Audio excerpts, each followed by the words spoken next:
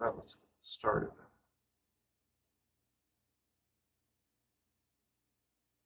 Okay, just know that I'm probably just gonna just join for like hot beans. I'm just Okay, here, as like to sign up for the cold beans. Yeah, I'll just go and charge for like the hot beans. sounds good. Okay. I We mean, will no see cold you. beans, like the rest of See it. you. We will see you at the hot time. Okie doke. See you, Raptor.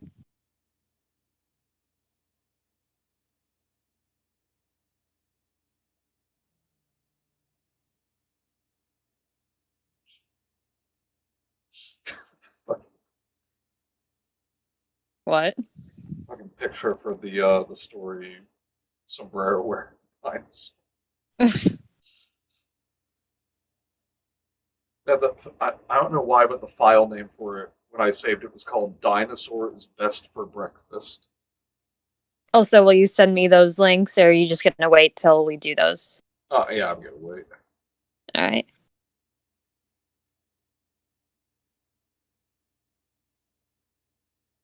And we're live. Yep, have been for about a minute now. Goody. It says we got two people watching. Well, one of them has to be me. God damn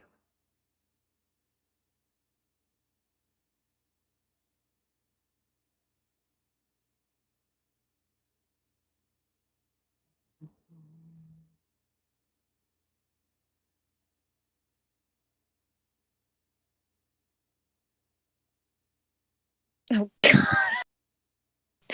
God! Look at the meme that Cobb just posted. Why? I hate this.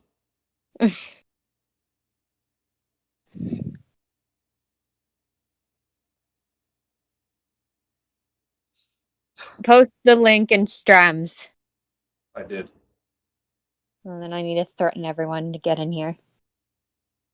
I'll be late D&D. Cameron told me that Tuesdays. Hello, Mike. How are you?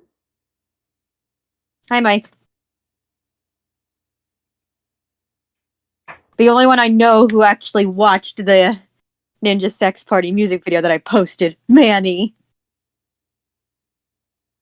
Sorry, what was that?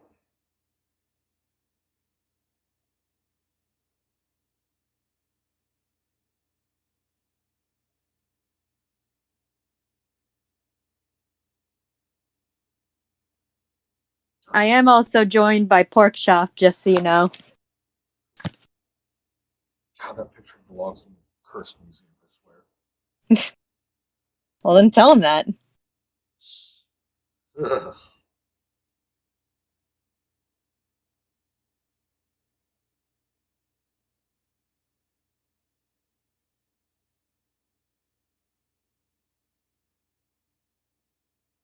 I'll tell him.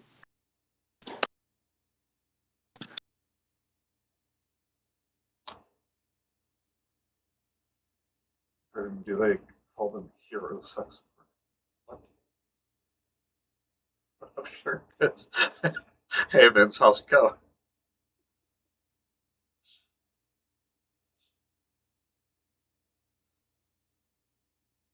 The thing is, I'm sure he's talking to me. Hello, Kay. You actually showed up for once. Hi, Kay. Hi, Vince.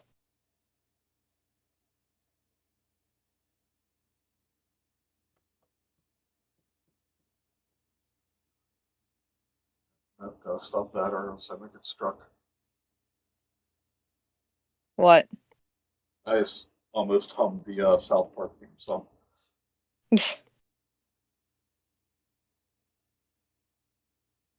Not that my channel has anything to take, but, you know, All 48 subscribers. 49 now. Oh. Excuse me. I suppose I will this once.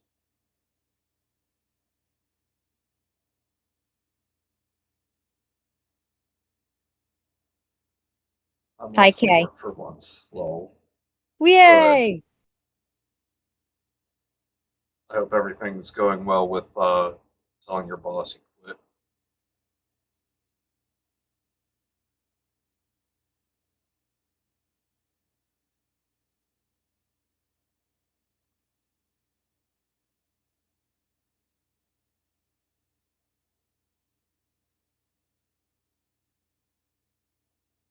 Rudy. Tonight on Kitchen Nightmares, Rudy Jazz is exhausted after finishing a drawing. Exhausted from a drawing? Why Kitchen Nightmares? Eat a banana or something. Get some energy. Does that mean you have Gordon Ramsay with you? Can you tell him I said hi? No. Simp. Everyone sims for Gordon Ramsay. Hello, Raptor.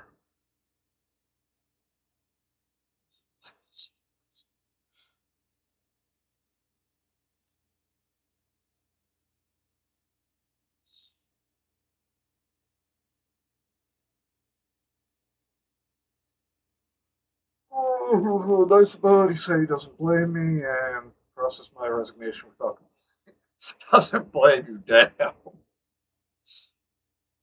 I mean, Hello, what's he Mr. really gonna do? Shadier. Our bosses really shouldn't, at least they shouldn't be. I was gonna say they can't, but I guess they can be assholes when someone quits to do something better. I'm in the YouTube chat. I'm in the call. I'm everywhere. Okay, so Raptor's the Highlander who got the prize. I know everything. I am everything. Hi, Mr. Important Shadier. nightmares. Okay. How about Mucky Muck? Awesome. Oh, wonderful. I haven't heard that song in years. But I'm not going to sing it because I'm not going to get in trouble. Hello, the father. What up, father?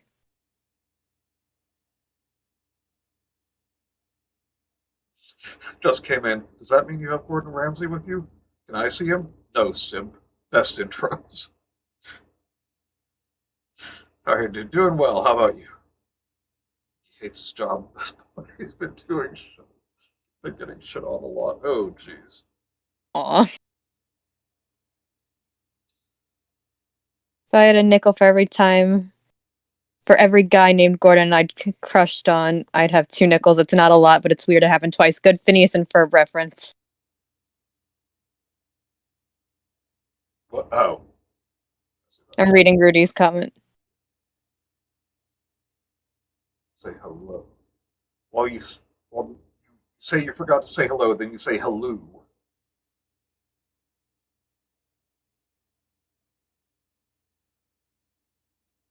What do I do with this child? How do I reach these kids? Oh, so much to your delight, guys. I have Pork Chop here with me. Your new favorite star of the Bean Man Daddy Mandela channel. But we have to get him his own. We have to get him his own show. Remember, Pork and Beans. I don't remember saying that. Yes, we talked about it. Hmm. Sounds like a lie. Sounds like you're getting old and forgetful.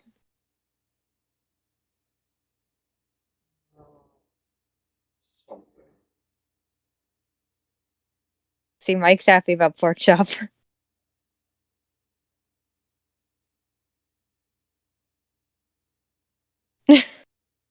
Raptor had to hang up in order to change his profile picture to the dinosaur wearing a sombrero. Brilliant.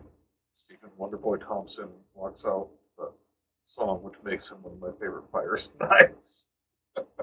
Will and Dinosaur is the best dinosaur, I say. Yes, Raptor. Indeed. No back All to right. silent.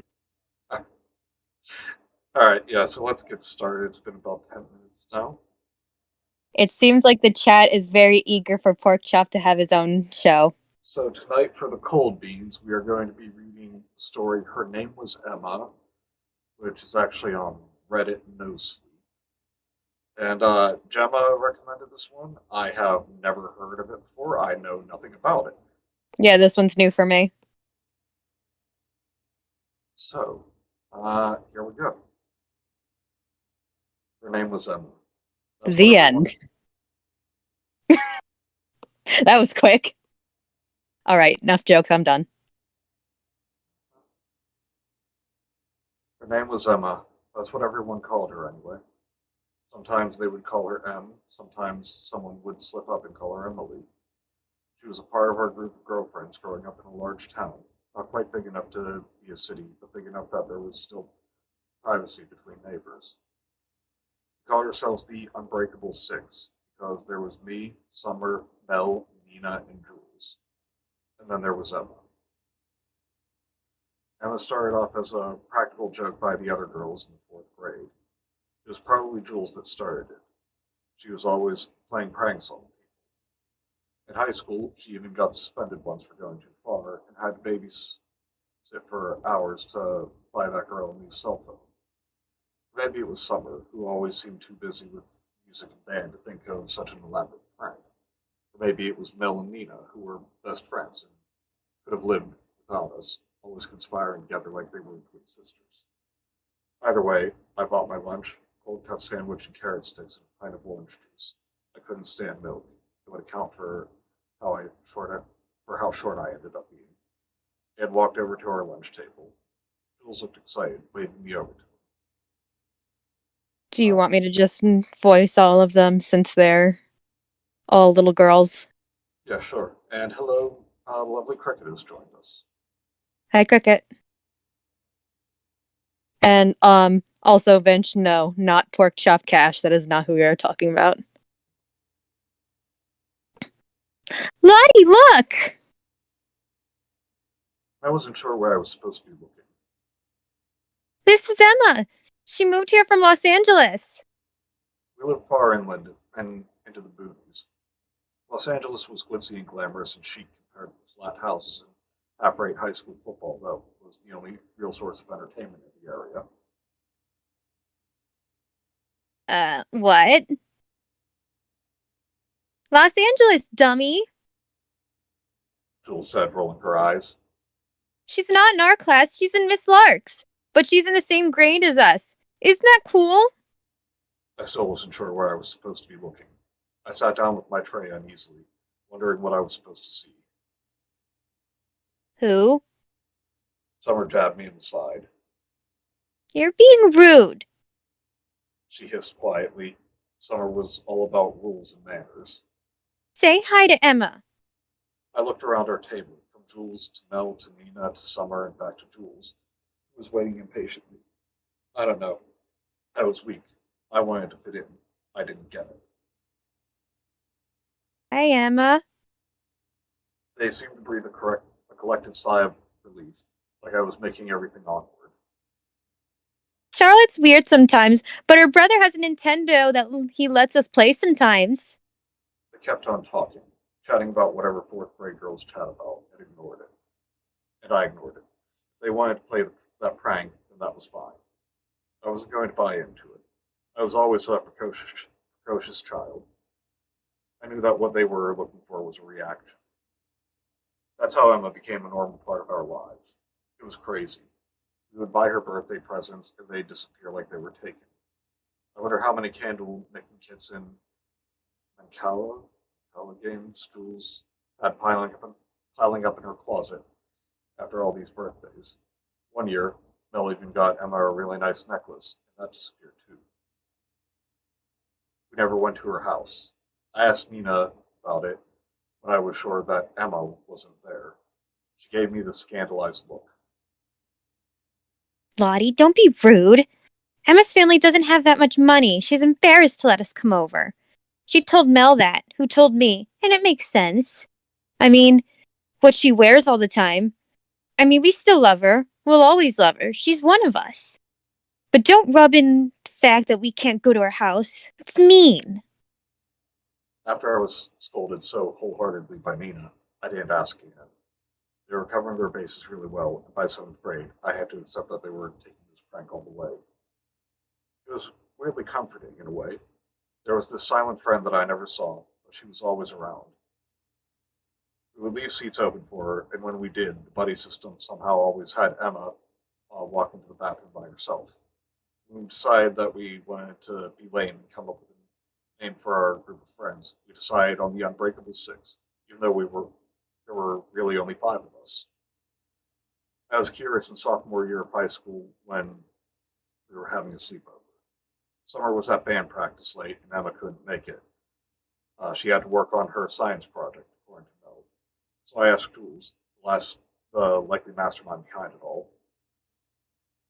If you were going to write a story about Emma, like her biography, how would you describe her, down to every detail? Jules loved stuff like that. She wanted to be a writer someday. Well, she's taller than you, which isn't hard. I threw a pillow at her that she dodged deftly.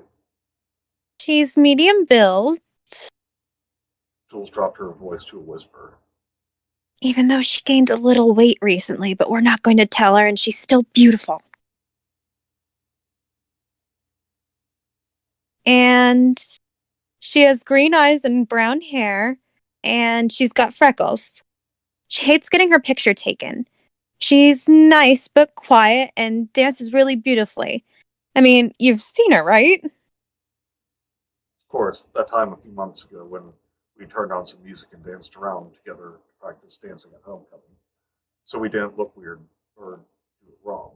We stopped out for a while and oohed and awed at the empty space for a while. I didn't ask any more questions. I knew that they would keep up the charade for as long as they could manage. It was in our senior year of high school that it happened. I don't know why it set me off, not really. It was something little, something stupid. We were hanging out in Nina's pool, even though it was still too cold to swim. Teeth chattering and goosebumps rising on our skin. We were waiting for the jacuzzi to heat up to jump in. Cold sunlight cast a long shadow, and the wine coolers we snuck earlier were making the shadow seem menacing. It was annoying for me for reasons I can't place.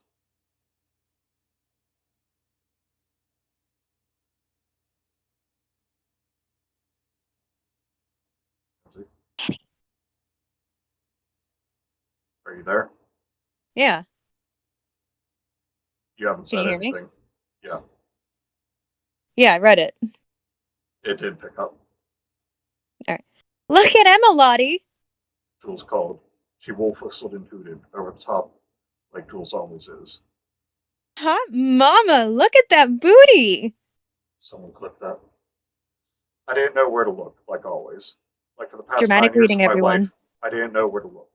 Since the fourth grade at our lunch table, dancing in Summer's living room, homecoming, football games, at the park, in class, anywhere, I didn't know where to look because Emma wasn't there. That's when I snapped.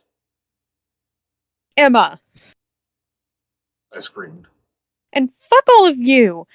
Have you been waiting for this? The moment I completely lose my fucking mind? Well, here it is. I waved my arms around, manic and furious. Emma isn't real. Emma isn't fucking real. I looked at their confused faces. Oh, you're gonna keep this up? I fucking hate you guys. You've always done this, made me the butt of your stupid prank for almost 10 years, guys. 10 years. I slipped a little on the wet concrete, but regained my balance.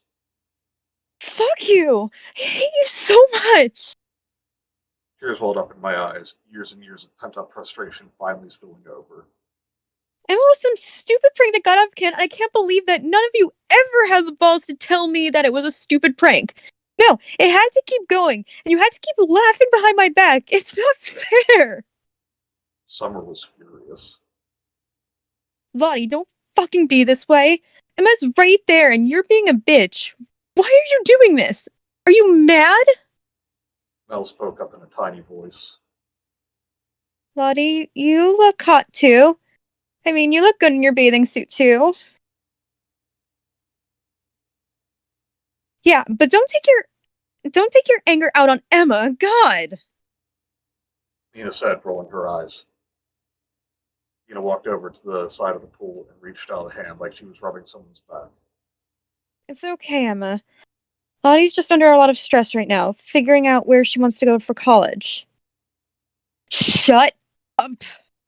I howled miserably. Stop it. Stop it. Stop it. Emma isn't real. She's not there. How can you guys do this to me? They were starting to look scared. They were really invested in this prank. I wondered what the end game was. When were they going to start laughing? When were they going to jump up and say, "Gotcha"? I had enough of this. If they wanted to play charades, then let's play charades. The next part was a blur. I don't remember it, not even now. I walked over to where Emma was, and I kicked out the air. I heard her scream, and I slipped on the slick, wet concrete and hit my head. There was blood everywhere. There was so much screaming. I kept on kicking and punching and fighting until I blacked out completely. I came to a day later in the hospital. My parents were there, and so were my friends. They were pale and tired and miserable. My heart pounded. I must have really scared them. When my parents left, Jules approached me. She took my hand. She began crying. The others started crying too. Sorry, Lottie. She wept. I'm really sorry. It was almost frightening, looking at the way my friends were. They were beside themselves in the privacy of the hospital room. I started crying too. I wasn't sure why, but I started stammering apologies too. Like if we all said sorry, things could go back to the way they were. Sorry. I cried. Summer was the only one who didn't look like she forgave me completely. She looked at me, eyes red and cheeks pink, and wobbly chinned, and said, Or I didn't have to answer. The nurse came in to change the bandages on my head. For the rest of the year, no one mentioned Emma. Emma only belonged to our tight-knit group of friends, so there was no mention of her. One time, a cop came to the principal's office, and Mel and Nina were quick to drag us away. After the accident, I withdrew from everyone. I didn't talk to anyone. I didn't go to Summer's recital. I didn't go to Mel's birthday party. I didn't do anything. I didn't go to prom, just stared at the ceiling, wondering what had happened. Emma was in most of my life, and now she felt like a ghost. I graduated high school and went immediately to go to a university far away in Southern California, where the weather was always perfect and the beach was a 5 minute walk away. I started to recover. I realized that I was depressed after what had happened, understanding that my best friends chose a punchline for me. Unbreakable six. Yeah, right. I got good grades, volunteered at an animal shelter, found a boyfriend. He was so nice to me, even when I got quiet when he asked about high school. He never pushed, just held me when I had bad days and made me pancakes. It was 4 years later, when I was about to finish up college, when I ran into an old classmate from high school. Her name was Annie. She hung out with a different crowd than me and my friends. Most people did. The six, five of us were a clique of our own, separated from everyone else. I ran into her in our apartment complex. It turns out that she was living there the whole time, and we didn't know. I wasn't necessarily friends with her, but overreacted the way you do when you see someone that you haven't seen in a long time. oh my god. I went to her apartment for coffee and saw that she was packing up her things. Moving back home for a while until I find a job. Yuck. I saw a thick book on the sofa. Oh yeah, that's our senior yearbook. I was flipping through it when I found it on my bookshelf. I didn't bother getting a yearbook. I didn't have friends at the end of high school, but I was curious to see what I looked like back then. If I had gained or lost weight, if my skin had gotten any better. I opened up the first page and was instantly confused. For Emma. I read aloud from the first page. It was a dedication. My mind raced. Was there someone named Emma in our year? Yeah, it's really sad what happened to her.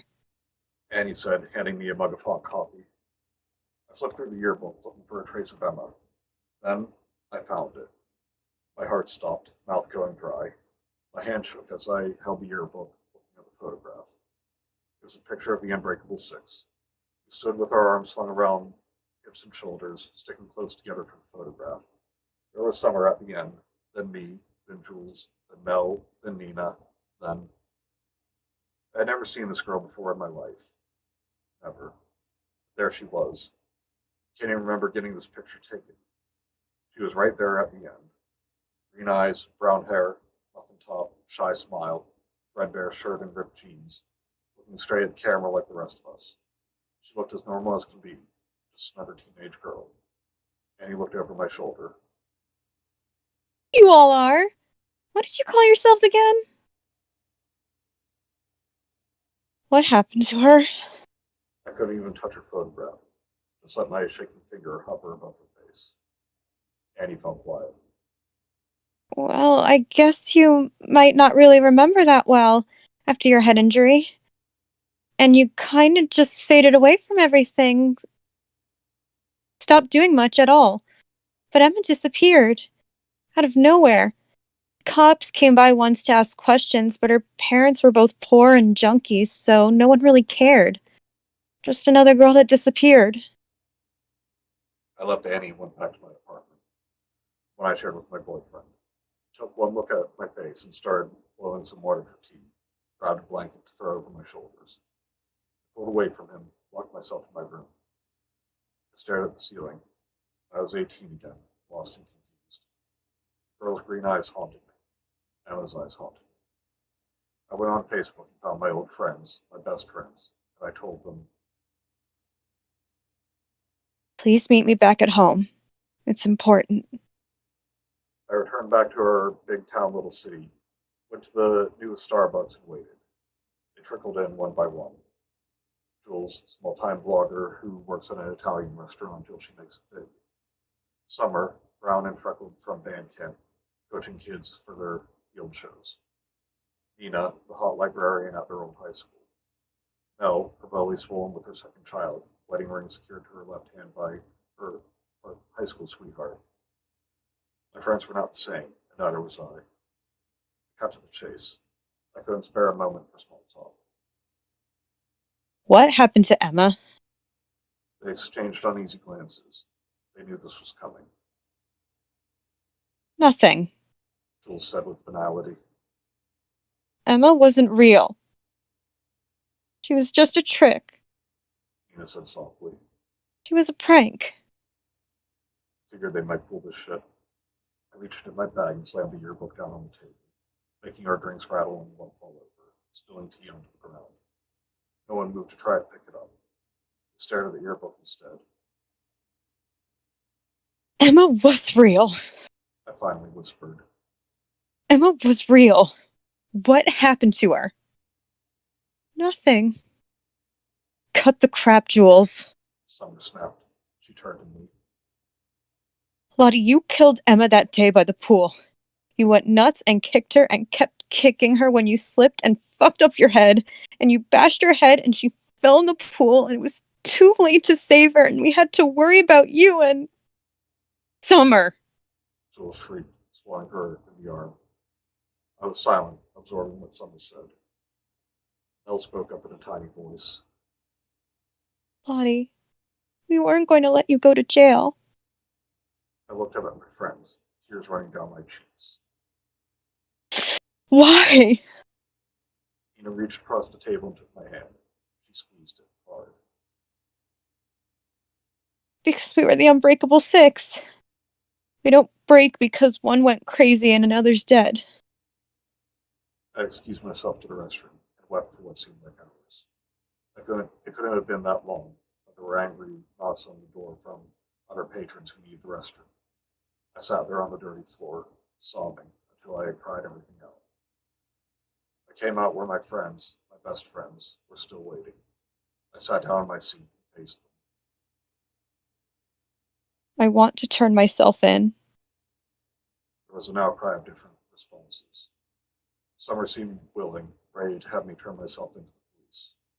Jules yelled out about them all getting in trouble. Mel started to cry. You don't have to. Nina said. You don't have to. We got rid of all the evidence. We buried her far away where no one would find her. I want to turn myself in. I repeated firmly. I killed her. I'll tell the cops that it was just me, that I buried her. Tell me where she is and I can tell them where I put her. None of you will get in trouble. It wasn't your fault. I thought I had finished crying. I thought I had nothing left. I choked out what I wanted to say for so long. I never They looked at me expectantly. saw her, not even once. I thought it was all just a big prank you were playing on me. I didn't want you to laugh at me. Girl in the yearbook. I had never seen her before. I just played along. Nina nodded. Thought it was weird that you were always so cold to her. Like you didn't even acknowledge her. She really liked you. Well said. She thought you were so smart, that you were going to go out in the world and do amazing things. She always would talk like that. I felt as though my heart would burst. I swear I never saw her. Something must be wrong with me, but I never saw her or heard her. I cleared my throat. Show me where you buried her. Got into Summer's car and drove out far into a park in a different city. The park was huge and overgrown, like no one had been there to take care of it in a long, long time. Got out of the car and left behind by a worker long ago was a rusty shovel. I took it with me. Jules led the way, deep into the dark, deep into the park, deep through the trees, till we came to a small clearing. The dirt wasn't fresh. There were no markers or indicators. The way my friends' faces paled out in sight, I knew this was it. Emma was there, under our feet. Gotta see her. I whispered. I dug the shovel into the ground. I gotta see her. Mel didn't want to see anything, so she and Nina went back for the car. Jules and Summer found different tools, a hoe and a rake. We started digging. Blisters rose and popped on my hands from the old shovel, but I kept digging as beads of sweat rolled down my neck, my back. The three of us worked together in silence, digging up our best friend. Suddenly, Summer jumped back in disgust, throwing her hoe aside. Jules did the same, stepping out of the hole. We looked down. Summer gagged, covering her mouth and nose. Jules shook her head at the sight. Me? I laughed, laughed, and laughed, tears streaming down my face, laughing until it hurt as I looked down into an empty grave. And that's it. Good. Not bad. I liked that. Just one thing though. Yeah. So she just took her old classmate's yearbook, just like fucked off with it. Or she has to borrow it. She could have said that. I think there would have been more to do, a bigger to do, had there been just a theft in her own apartment than. So, guys, what do you think? Mike likes the ambiguity of it. Okay. I don't care who started it. I don't care who actually participated. All of you go to pun jail right now. What am I seeing? Oh my god. We read one story, and this is what I come back to. How have you know that I did not pick in the pun? I am a good boy. You fucking Okay, children. Raptor, you're cool. Yay. You can stay out of pun jail, but everyone else. Oh, Rudy really doesn't like this. I just imagine, like, Emma always talked about how smart she thought you were. I just wanted one of them to say, like, God, was she wrong?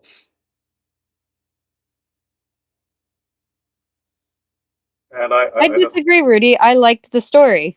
Yeah, it was pretty good. Why do I have to go?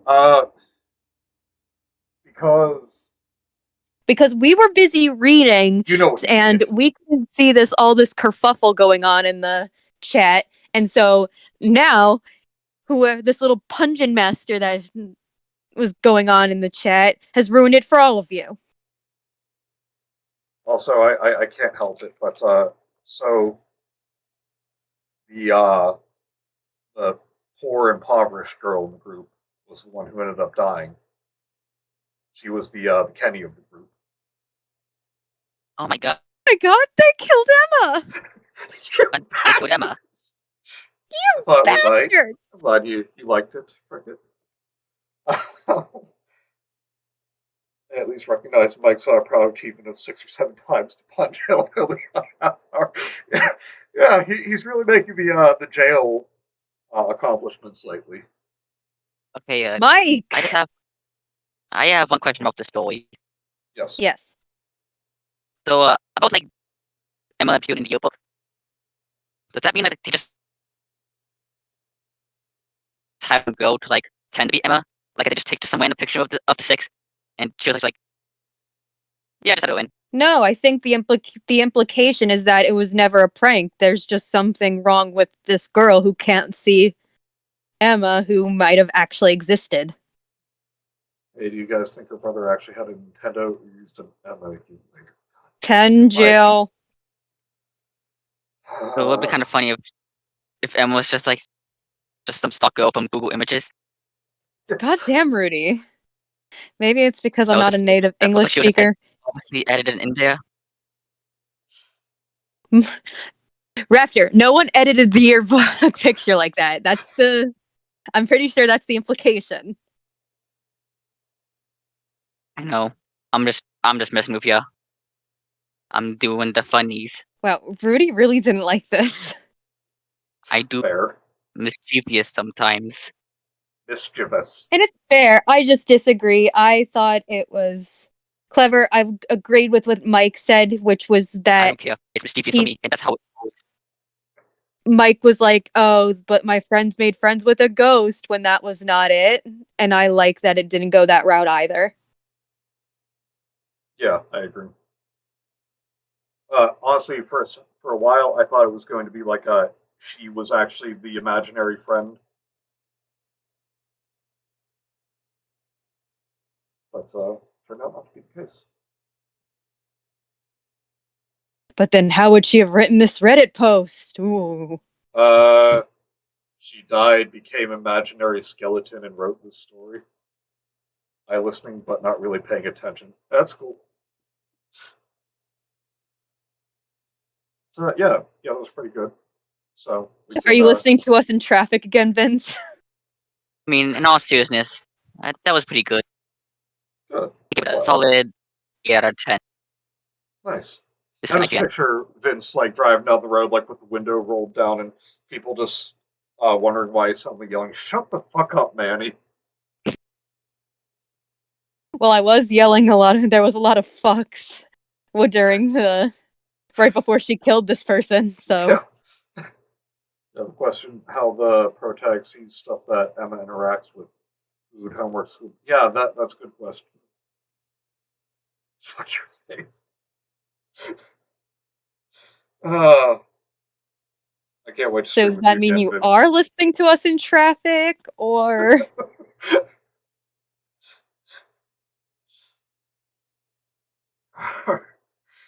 So, those was the cold beans. Now the microwave just dinged. Let's get ready for the hot beans. I'm just kidding. We use the stove top like civilized people. Yes. yes, we So totally do, and I don't totally just microwave everything. savage. So we're moving on to a story that Raptor has been wanting to read for a while now. Oh yes, Sombrero wearing dinosaur. And just look at that picture, which, as I said to both Raptor and Kenzie, when I saved it to use, the file name for some reason is Dinosaur is best for breakfast. sure. uh, I'm not going to think about it. Epic.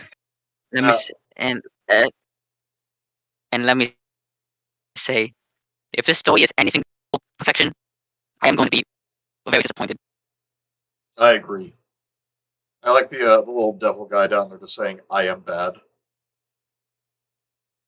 All right, so let's see, the length. Yeah, let's do 3 paragraphs each. All right. Billy woke up in the middle of the night, awakened by one of his usual nightmares. But this time they were worse. Instead of seeing them die, who died? He was the one who killed them. Cold sweat rolled down his forehead. His eyes were wide open. It felt like he hadn't closed them in hours. The nightmare played in his head all over again, like someone just pressed the rewind button and played it again from the beginning. Billy's hands felt frozen like pitchforks. What? What a weird simile. Frozen like pitchforks? Are pitchforks known for being frozen? Are his nails really pointy? Just like Is that. Billy the dinosaur? I'm just picturing him like Peter in the episode of Family Guy where he like imagines himself as a secretary with like really long fingernails. Shaking, trying to get a grip onto something. His eyes just stared blankly at the blankets covering his legs. But the nightmare slowly faded in his mind. He raised his head slowly and right in front of his bed saw a big, yellow T-Rex wearing what seemed to be a pretty big but tight for his size sombrero. Ominous. You really needed those ellipses there, buddy.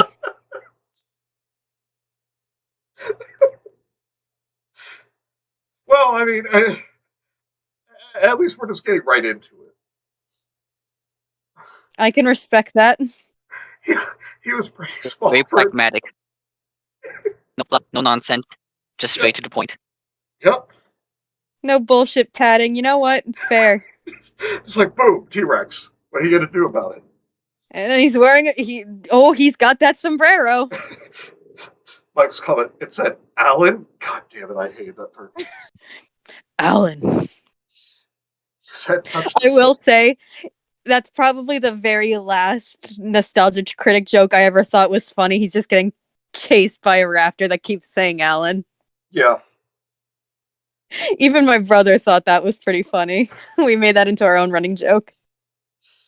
He was pretty small for a T-Rex, but it was still big nonetheless. His head touched the ceiling, and he had his tail wrapped around him on the floor. It was too big for the room. Billy tried to scream, but suddenly something hit him in the head like a hammer. If the hammer was real, it would have blown Billy's head to bits. Is he in Toontown? Good night, Rudy. Night, Rudy. On online. Look at that, kids. God, you really had to get in that last dig to her name was Emma before you went to bed, didn't you, Rudy? Hi. Hello, Cameron. Glad you could join us just in time Hi, Cameron. for Sombrero wearing Dinosaur, which is Hey, already Kevin. a trip Welcome so far. Best story ever. I'm convinced this is taking place in the Who Framed Roger Rabbit universe. Oh, jeez. Heck, the image of his wall covered in blood, brains, and bits of head was already on his mind. The image stayed for a couple of seconds before his mind focused back on the dinosaur. And before whoever takes over next, I just have to quote Jontron. I have several questions. I'll take over next. Do you want to ask your questions first?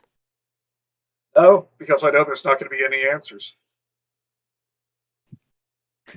This is already a great sentence. A dinosaur Bailey could swear he had met before, as What? you do. What? The dinosaur leaned forward. Billy could feel the dinosaur's warm breath on his face. Billy could now make out more details from the sombrero. It was made with light brown felt. It had a crimson and white floral pattern on the sides and on the top, with shiny gold-colored glitter on the white spots. Beautiful. Oh my god, what? The dinosaur stared at Billy for almost a full minute. Billy was surprised to find that he was not only not afraid of the dinosaur, but he kind of felt safe around him. The dinosaur opened his mouth and spoke. Oddly enough, his mouth was not moving as he talked. It was like someone was inside the dinosaur and was talking from inside. Is this the Velocipaster again? You okay, Danny? Asked the dinosaur with a deep... Obviously, Raptor gets to play the T-Rex. What? Okay, I don't know what just happened with the call, but I'm back. Oh, Something weird happened on my end. that's what you doing? Raptor's got to be the one to be the T Rex. Fine then. That's true.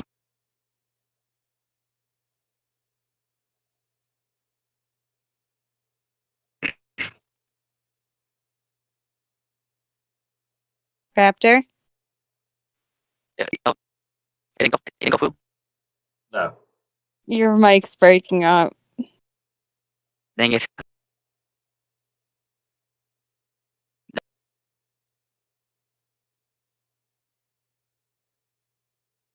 Welcome back. Okay. I'm waiting.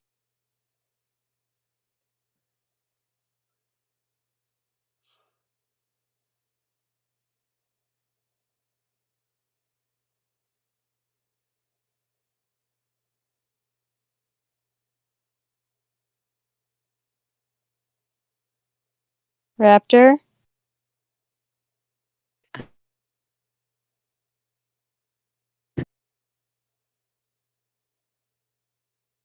Did it go through this time? Raptor, Oh. we still can't hear you. Cricket says you can't play a dinosaur. You're not a dinosaur. That's dinosaurs. Hey, Look, Cricket, I'm an actress, and I need to broaden my range. Uh-huh. that's Dinosaurs. Dinophobia. Anyway. You okay, amigo? Asked the dinosaur with a deep voice, which oddly enough sounded more human than anything else. Danny nodded slowly as he dragged his knees up to his chest and the wrapped his arms around them, eyeing the dinosaur, hoping he was here to help.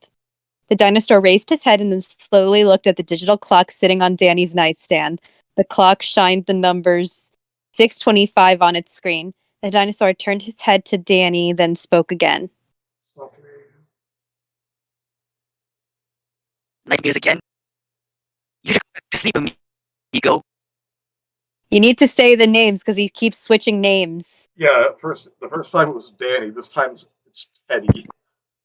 What? I know you're Okay. I know you're trying to go for a bit, Raptor, but it doesn't work because this has to be integral to the story. Just say Okay. like the name and then follow it up with me amigo. Yeah, that's fine. But you can't I think this is a crucial Okay. plot point that he keeps calling him different names. Okay. Okay. Nightmares again? You should go back to Teddy, mi amigo. There you go. Teddy shook his head quickly as he unfolded his legs slowly and said, "I'm afraid of the nightmares," he said in what sounded more like a whimper. The dinosaur looked around the room, his tail slammed against one of the nightstand's legs, knocking it over, but neither the boy or dinosaur cared. Not even his parents, who were sleeping next door, noticed the sound. Since, Raptor, you're the dinosaur, do you just want me and Manny to switch back and forth to reading? Yeah, okay. And I'll just voice the boy, whatever his name is. What's your name? Teddy apparently asked as the dinosaur looked at the toy sitting on Teddy's shelf. The dinosaur stared blankly at a teddy bear on the shelf as he spoke. Don't you remember my name? We used to be good amigos, Steve. Steve blinked, not remembering being friends with any dinosaur. That might explain why he felt that way with Jerry. Yes, Jerry, he remembered now. It's Jerry, right? Steve asked as he crawled to the other end of his bed slowly. The dinosaur looked over and nodded with a smile on his reptilian lips. He then turned around holding a teddy bear with the name Joshua on it. Is no what amigo? Uh, Jerry handed it over to Joshua, who hopped off the bed and almost tripping over the dinosaur's tail. Once Joshua got back his balance, he nodded and took it, squeezing it out. What is going on? I don't know, but I'm having a ball. Can This we is one of the play best a game? toys I've ever read. Joshua smiled softly to him.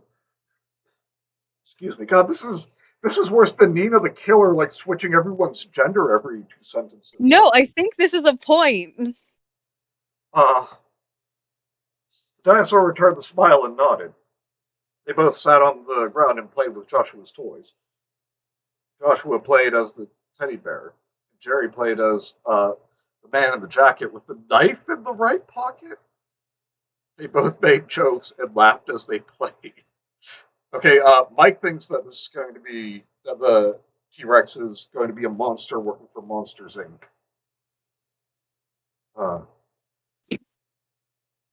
Then they played I blew that one. checkers. Joshua was the black ones and Jerry the red ones. Then they played robbers and cops. Joshua was the cop. Jerry was the robber. Then they played firefighters.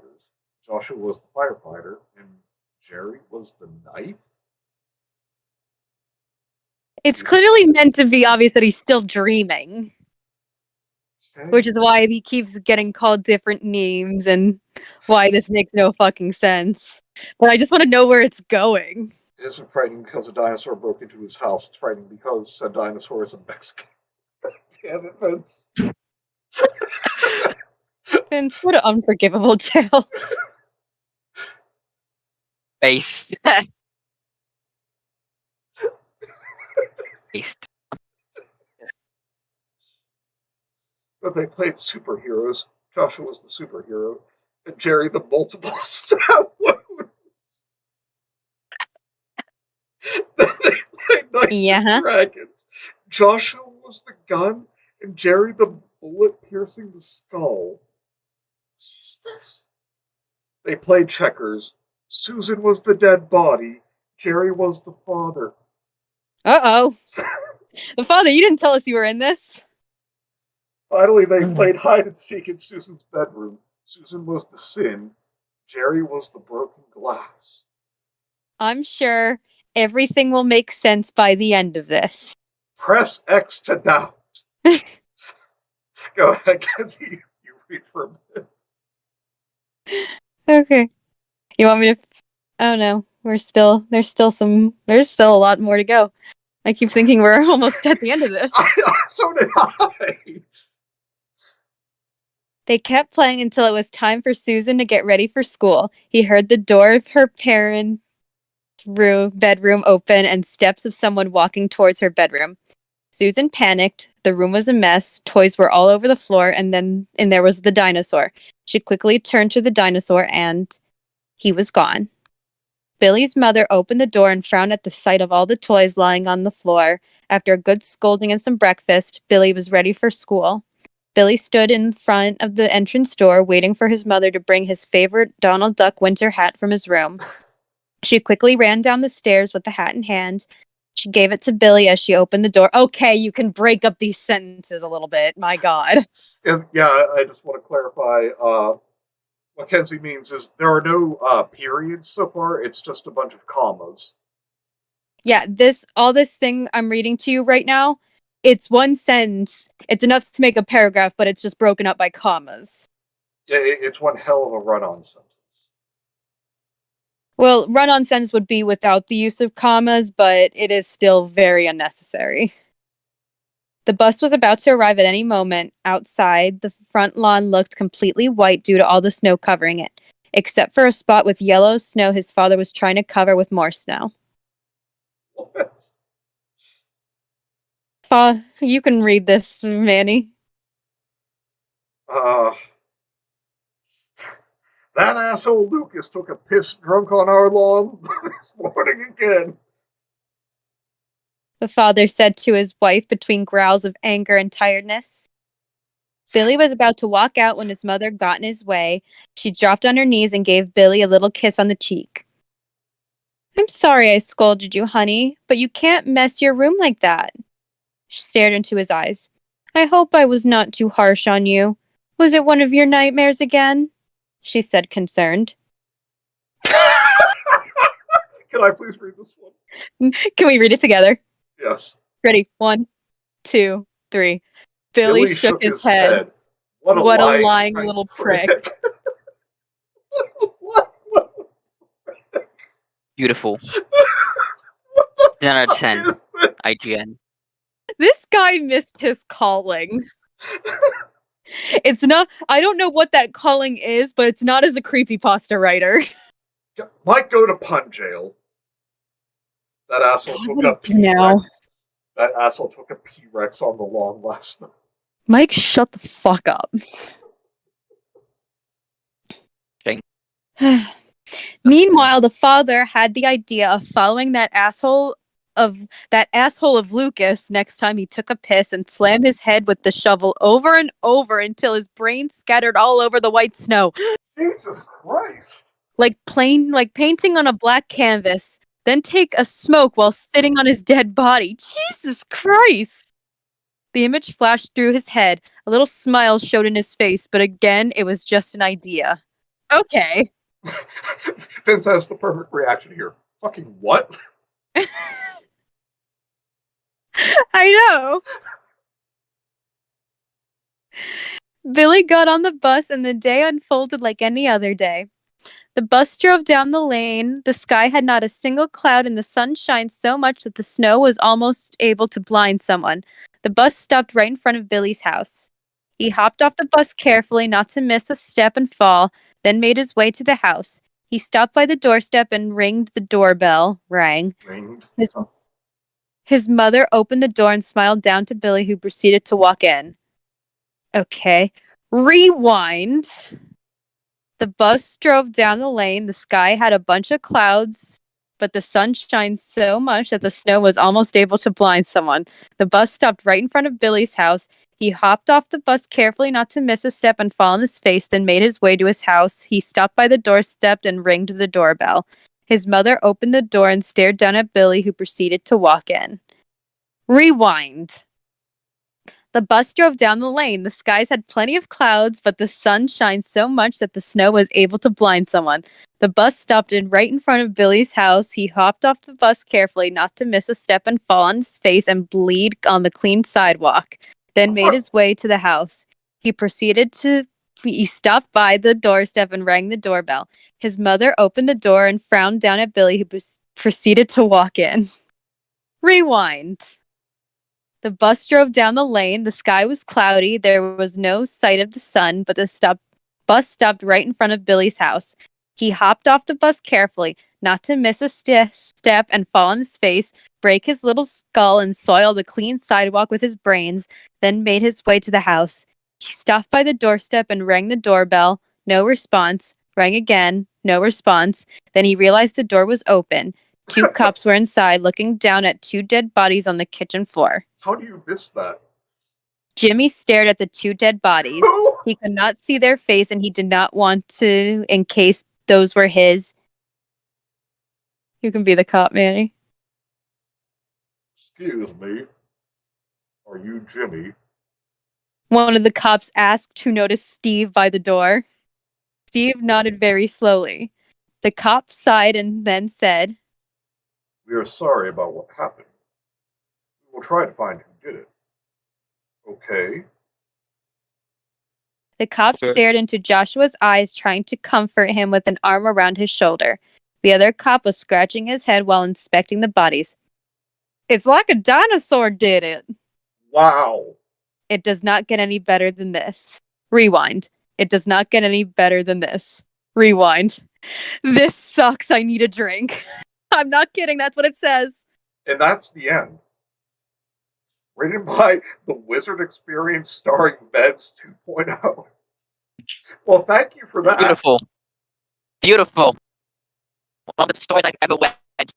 Well, I don't know about you guys, but I think that tied a perfect little bow on everything, and it makes perfect sense to me.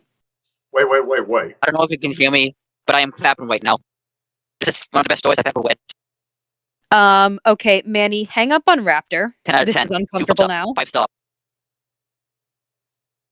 Actually, I will turn up Raptor's volume. You want to hear Why? him fapping? No, I'm clapping. Clapping. That is not what I heard. Steve, go back to No, Emperor's no, Choice. I'm clapping. I'm giving the story a standing ovation. Likely story Because it earned director. it. This is still better a rewind No, story than no, Life is Strange. I was clapping. I was looking at this. I'm thoroughly confused. You and me both, Vince. Looks like a dinosaur. Okay, categories: beings, dreams/sleep, mental illness, weird, and I'm not joking, pasta of the month. I think that's how we found this. And honestly, yeah. Was because And to it be was honest, through Post of the Month. Because we yeah. had found this And to be on honest, Vince's stream. the story ended. Should we read some of the comments? Seriously, one of the best stories I've ever read. 10 out of 10. Yeah. Yes. So from Hollow is Small. If this is actually about did, as theorized by a lot of As in people in the dissociative comments, identity disorder. yes, we all know. Do you, though? Yes. It is a horrible representation of how systems actually are. Did Okay, really people are theorizing that that's what this is about? even if it was, Hollow is Small. I want to break some news to you. I don't think this was meant to be entirely serious. I know that's probably a shock to you, but Well, here's the thing. Even though it reads like it's supposed to be really tongue-in-cheek, something tells me that, like, I think it's this guy was trying to take the slime beast approach, where mingling in tongue-in-cheek with horror, and this guy, like, typing this, really thought he was doing something here in terms of trying to portray a mental illness. I guess. That's just my theory. I feel like this is some kind of genius deconstructionist postmodern story that I'm just too dumb to understand.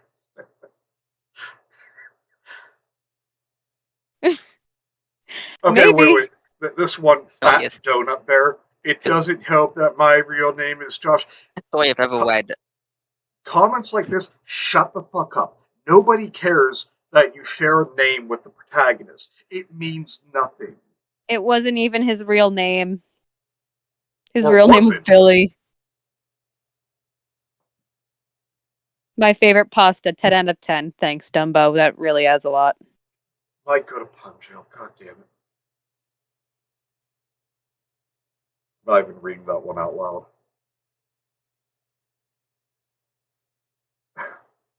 So, I'm not even going to try to read that name because it's... I like how the main antagonist, parentheses, question mark, is a dinosaur, :D. And then a crocodile elf responds, IKR dash XD. And then Tiki Isaac, fuck you. It's not. The main antagonist is Billy. Deep. Honestly, a whole heap of people. Smartest people on the planet say.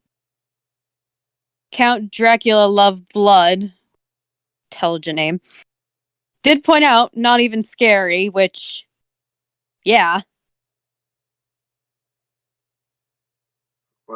And then I'm not reading all the comments under it because that's insipid. Mike said, quick question, what was the point of the sombrero? He says, style. I think it's trying to apply word salad horror, a trope that I actually adore, but I don't feel any sense of escalation. Okay, that's fair. You can tell he tried to, like, with the games, they played checkers. Joshua was the black ones, Jerry the red ones. Then they played robbers and cops. Josh was the cop and Jerry was that. But ultimately, it just doesn't really lead to much. I still say the author was taking the piss and just fooled everyone. I disagree. I thought I genuinely think the author really thought he was doing something here. Like Vince said, I think he was trying to do word salad horror and really thought, oh, this is a great example of mental illness. Not Also, because probably understood not if I having a ever went. firm grasp on what that mental illness what exactly was. Okay, let's see what big brain Tiki Isaac has to say. All right, here's my interpretation for Okay, no, those no, who don't we are understand. not Oh, reading all of that. please elaborate, Galaxy Brain Isaac. God damn it, I like that name Isaac too. Why do creepypastas have to ruin that name? Okay, wait. I found a comment from the author here. Well, hang on. Let me finish reading this one first because it's a little lengthy, but Yeah, we're not reading all of that. no, I am. The main No, we're not. character, or just go with the first name presented, Billy, is someone who suffers I will from mute you. multiple mental disorders. It seems that some of those include MPD, multiple personality disorder, thank you, sleep paralysis, and some sort of disorder that causes severe traumatic hallucinations, and he is a psychopath. He's a little boy. Now, in the beginning, Obviously, the you two main meet. drop the story is that there's a dinosaur with a willow. It's not too deep. It's just funny dinosaur with some Now, in the beginning, you meet willow. Billy's sleep That's all it should paralysis be. demon, which is the dinosaur in the sombrero, but he was able to get up, and the dinosaur was still there. After he has the nightmare about his parents being killed by themselves, his sleep paralysis demon is there. The demon may not be hostile, but it still affects him. Then comes the change of names, which is a switch in the personality. The dinosaur knows their name because the dino is created in Billy's mind, so it knows what their personality is for the moment. After the night's sleep, Billy has a normal day. The rewinds are all of his hallucinations playing back in his head until he reaches the reality of the situation. Another interpretation of the rewinds could be that the personalities are switching, but I doubt that, because the names switch even when there isn't a rewind. Okay, Galaxy Brain. Finally, at the end, he comes home to see his dead parents, which were killed by himself possessed by his sleep paralysis demon.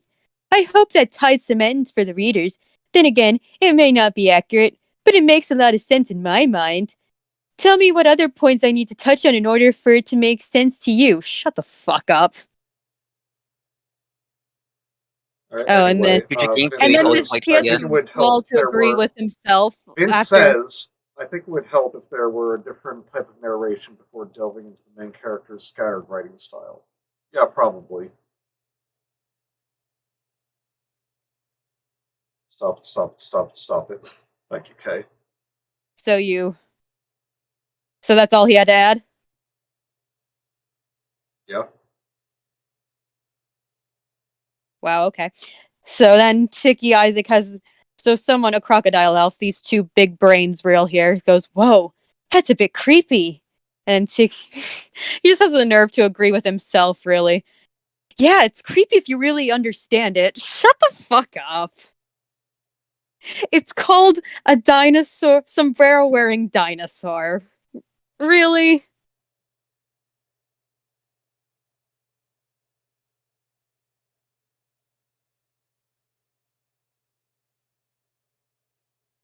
Everyone still there? Yep. Yeah, so it's combat offer. This one I think is probably the most accurate in terms, I think, of general opinion. And I think some of it is being facetious. Damn, that's deep. So deep, in fact, that I'd be pretentious of me to say that I got it all. I don't get it. Is that the story's fault or my own? Personally, I didn't really enjoy it, but I'm sure that there's a hidden message between the lines somewhere that gives the story meaning that maybe I just missed. Fair enough, Caven Craven.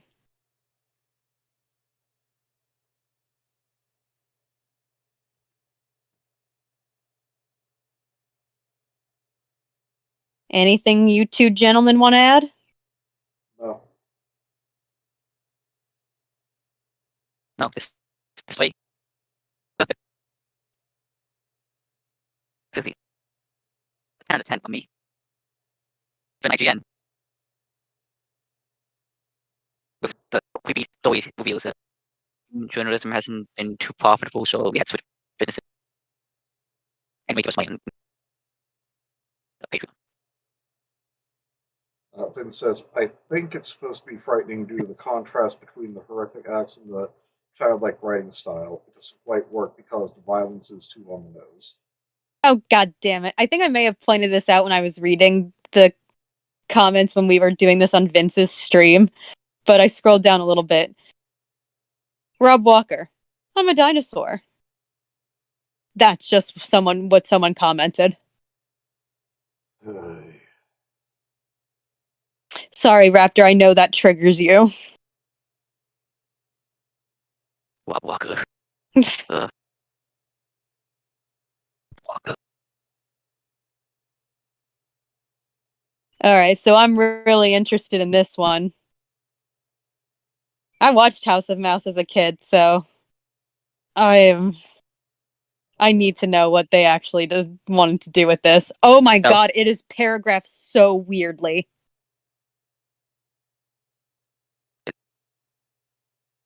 What are these images?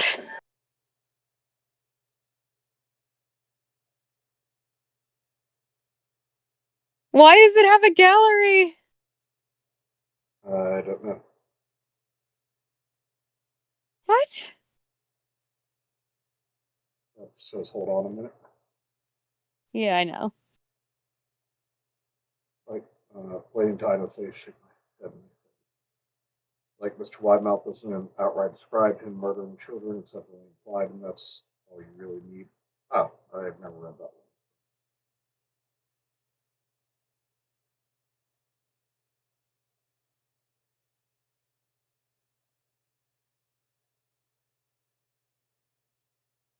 Watched House of Mouse for years. Yeah, neither have I.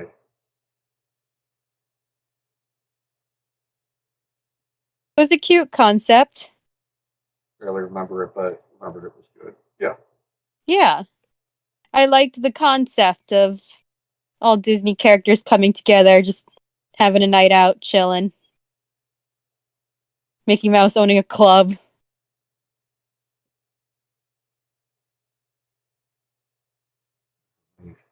Just died in that club. So what Vince said, referring to the story we just read, I think it's supposed to be frightening due to the contrast between the horrific acts and the childlike writing style. It doesn't quite work because the violence is too on the nose. Like Mr. Widemouth doesn't outright describe him murdering children. It has heavily implied, and that's all you really need. Agreed. Yeah, I read both of those. He said, oddly enough, Okay, or back. in general, the story reminds me of a shitty version of that Ronald Reagan gets cut up SCP. Oddly enough, I don't hate or even dislike the story. No, neither did we. It was something. I mean, I had fun reading it. I can't say I didn't. What about you, Fanny? What? Like, it was a fun story to read, right? Yep. Never watched House of Mouse, It and I was. remember anyway. I watched shit out of Mouse House as a young hatchling. Well, Good show. Did you What just say was that? Mouse of I still House? watch it. Yeah. I know. I'm bad at speaking. Nah, it's all good, man.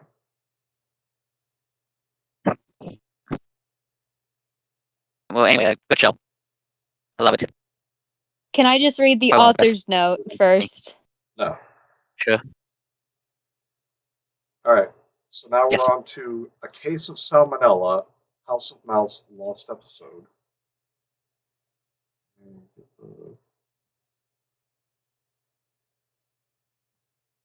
Let me read the author's note because I have something to say about it.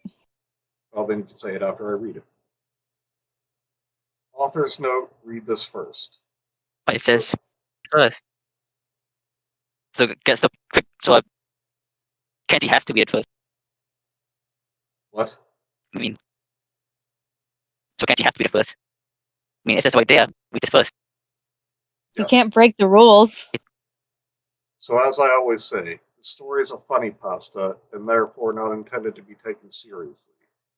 With that being said, please enjoy and please do make sure to leave your thoughts and feelings in the comment section below. Uh, it's it's going to make it less amusing for me. So let's take a vote, chat. How many of you just type I if you think that this was written after the fact when people just kept saying that it wasn't funny or that it wasn't scary? So then it's pretty much they're pulling a room where it was I intended to totally be taken seriously and at face value, but then everyone started goofing on it and they were like, oh, no, no, no, it was totally meant to be funny from the start. Just say I if you agree. yeah, I total I. Cam.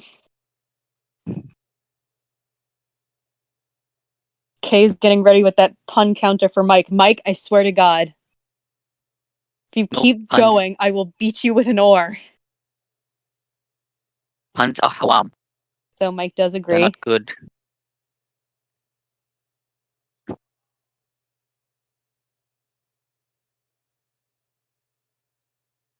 All right, so here we go. Name's Dorian. Dorian Tyrell. Listen up, Bucko. We got a lot to discuss and a short time to do it, so I really hope that you're paying very close attention. Not really. I'm only going to tell this once after all. I am the proud owner of a nightclub named the Monkey's Paw. The club is based in Brooklyn. And tell a lie, I don't actually own the club per se, as it's really owned by my boss Nico. Well, at least it used to be, but we'll talk more about So, that later. as in Can we not? Nicocado avocado. No. I would never want to step foot into any club owned by Nikocado Avocado.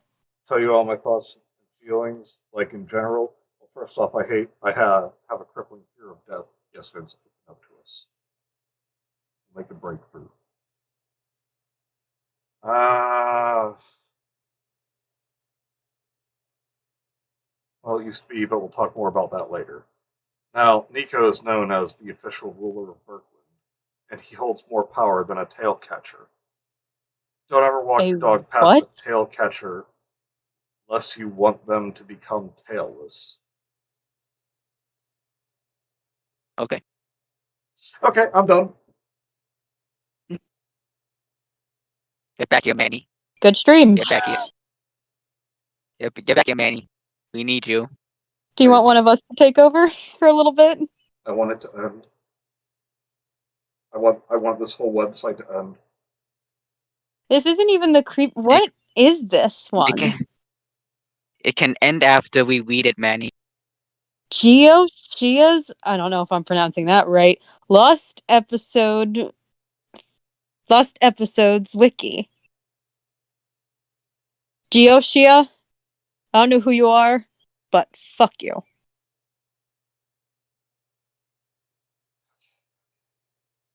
I have worked for Nico for years. I have known him for even longer. Over the years, I've slowly climbed my way up through the ranks of Berkeley's criminal underworld to become Nico's right-hand man, principal lieutenant. Is that the right use of principal? Because that's spelt like is in the position of the head of a school. I don't know. The version for each context. I'm nitpicking. Ignore me. As his trusted lieutenant, Nico has assigned me to run the Monkey's Paw. He named the club Monkey's Paw after his idol, PG Tips Monkey. Nico had been a protege for Monkey back when he was training to become a team monk.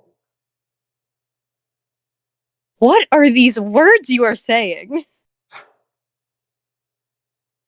As a tea monk, you were required to shove PG Tips tea bags into your mouth as you ring the bells. Sounds a bit rude. Ring the bells and let the gargoyles sing. Sadly, Nico's plans to become a monk all fell apart. No one is quite sure how it happened, but Nico returned to Berkland, where he became the ruthless crime lord that we all know today. You know, normal normal evolution. Fail as monk, just become a crime lord. Though Monkey cut ties with Nico following his return to Berkland, Nico opted to honor his former mentor by naming his nightclub after him. Oh, how sweet and quaint. What the fuck does any of this have to do with Disney? Despite being Nico's most loyal and most fearsome subordinate, I am not treated very well by him. He treats me like scum and loves to taunt me by having his men push me down onto the ground. From above, Nico swings a golf club in front of my face as he goes on and on about how I'm attracting too much police attention. Nico desperately wants to have me capped, but he offered to give me a chance to earn my salt. If a crime boss wants you iced, he'll just do it.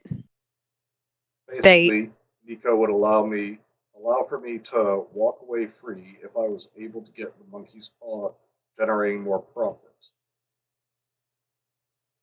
In recent months, the monkey's paw has really been following behind in profits ever since we took over, actually.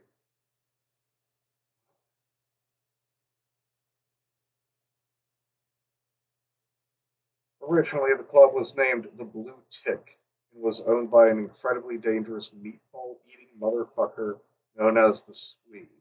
What the fuck is going on?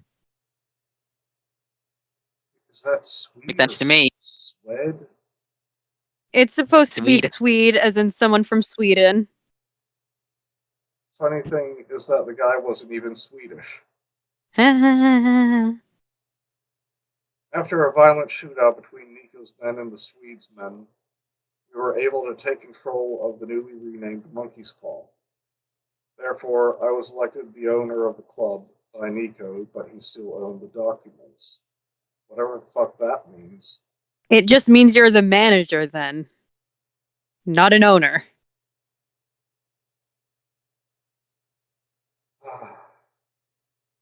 Now, I have been trying my best to attract more customers to the club by hosting a variety of different charities sponsored by the Mickey Mouse Charity Foundation themselves. Heck, I've even tried making plays as the thing after all. That's not a sentence. Play is the thing is a saying. I don't remember what it exactly means, but it's still. I don't get how that even makes sense. Plays. What the fuck are you talking about? This makes sense to me. You see, Uh, Raptor, are you again, high? I'm just common things. I don't know what this both. Am I high? I'm always high. High on what, you may ask? You guys Might can't be. hear the thunder in the background, can you? It started thundering by me. no. No. Okay, just making sure. Sadly, the plays shown at Monkey's Paw never do very well. And this may have been something to do with the fact that our plays are, well, for lack of a better word, complete shit. Who'd have Just thunk? like No the one goes to a story. club for plays. Zinger! Do you want one of us to take over for a little bit? You sound defeated. Yeah.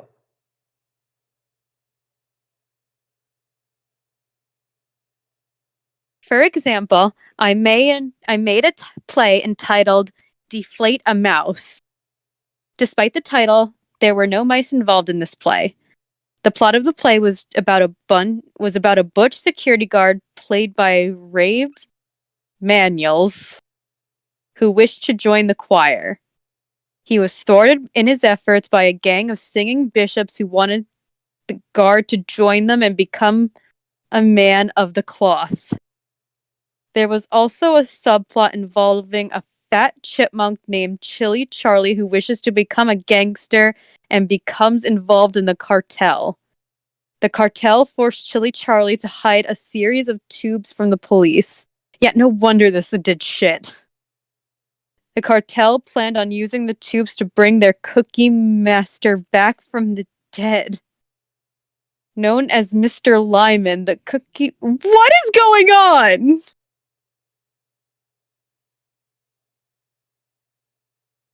I need a minute.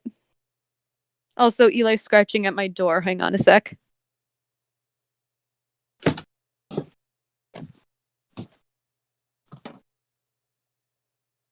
Hi, Pop. I know you're scared of the thunder.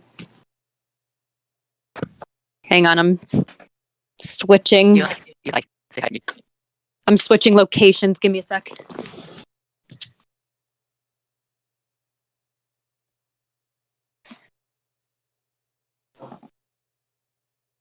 Come on.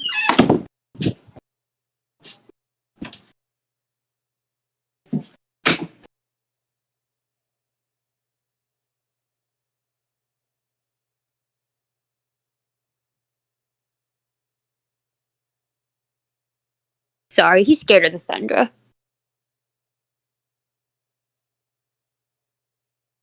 Okay. I No, accept. known as Mr. Lyman, the Cookie Master was the only one who could the security guard from joining the choir. All right, whoever wrote this, just because you think it's supposed to be funny doesn't mean that it also can be grammatically incorrect. Sorry, I sneezed. The cartel also had it out for the guard for unknown reasons. The play wasn't very good, imagine that. And this was mainly because of Nico. He insisted that I tone down the darker elements of my original screenplay and make the play more fun for general audiences. He also demanded the security guard's mother become a whimpering Mary Sue rather than the tight-fisted, snarky character written in my screenplay. To get back at This Nico... is always fun for a liberal. Oh god. To get back at Nico for his meddling, I added a silver-tongued troll named Nico into the play. As a result of the confusing plot and terrible songs, Deflate a Mouse was met with highly negative reviews and it ever performed one show, much to my chagrin. After the colossal failure of Deflate a Mouse, I was summoned to Birkeland Steelworks to attend an audience with the big man himself, Nico. Manny, are you still there? Have you drunken yourself to oblivion?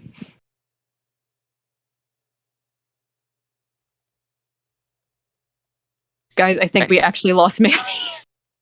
Manny, no. He's gone. Oh, his mic is off. I'm in the chat now. I think this one broke him. During the meeting, I tried to act cool by asking, "Yo, Mr. Nico, what's going on, bro?" Nico eyed his two henchmen, and they pinned me down onto the ground and stuffed a golf ball and tee into my mouth. Swinging his golf club in front of my face tauntingly, Nico asked, "Your play..." God, I want to do Marlon Brando, but I know I can't do Marlon Brando. Can I be Nico, please? Yes, you can. Okay. Your play cost me a great deal of money, Dorian. I am very cross with you. I think you need to be taught a lesson. Manny says the chat is zen. He needs to restore balance within himself.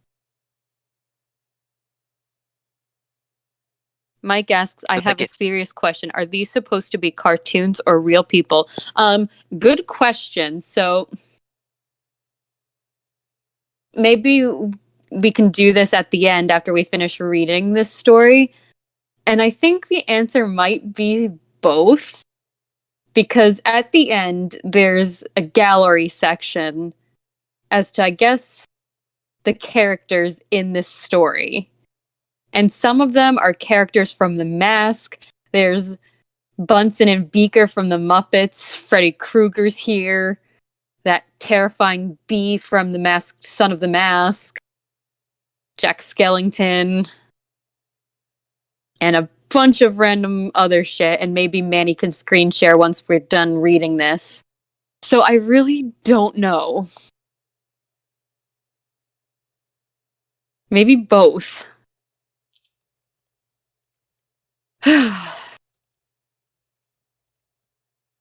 Nico then hit the ball and tea out from my mouth, causing me to yelp in pain. I got up from the floor as Nico rubbed my face affectionately as he then said, I am fed up with you, Dorian, but I will give you a break. 1 week to leave, but after that, I will have to break out of my brand new. Oh, after that, I will have to break out my brand new cheese grater. I became very fearful as I was then escorted out of the steelworks by Nico's gorilla henchman. I don't even know if he's being literal or figurative.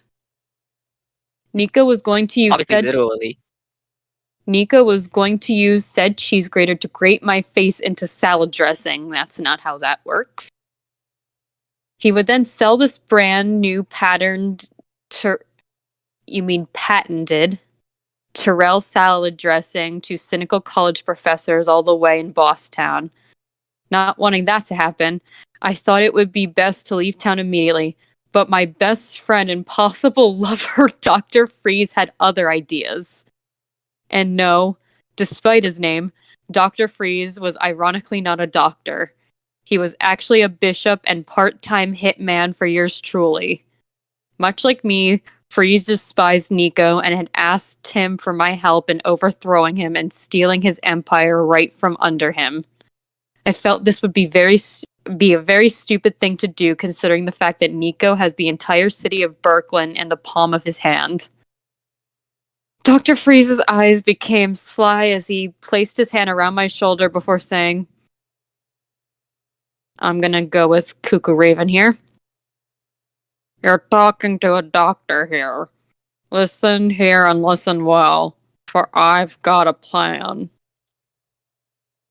Oh, really? And what is this plan exactly? I asked with an annoyed tone as Freeze took me for a little walk in the park. Yeah, Manny says if we get done with this thing goes on for fucking ever. It really does. And Kaylin has now counted 19 of Mike's puns. And no, Mike, this is not Dr. Freeze. And fuck you, Manny. My Dr. Cuckoo Raving impression is perfect. Fun fact, it is illegal to have a title such as Doctor, Captain, etc. as a name, as in you can't put that as a name. And no, Mike, I am not reading that. Nice to see you. I'm here to send you to the cooler. Welcome back, my friend Manny. Are you proud of yourself? I'll give it because you're back. Can you take over miss for you a little so bit much. of again? I think it really needs to be 2 paragraphs a person because this is painful.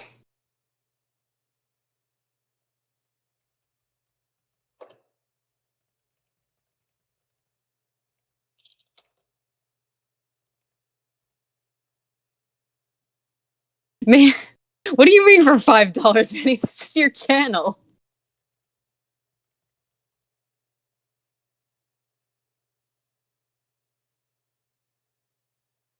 We could just I'll all take sit over. here in silence. I'll just take over for now. You sure? Yeah, I'm sure. Alright.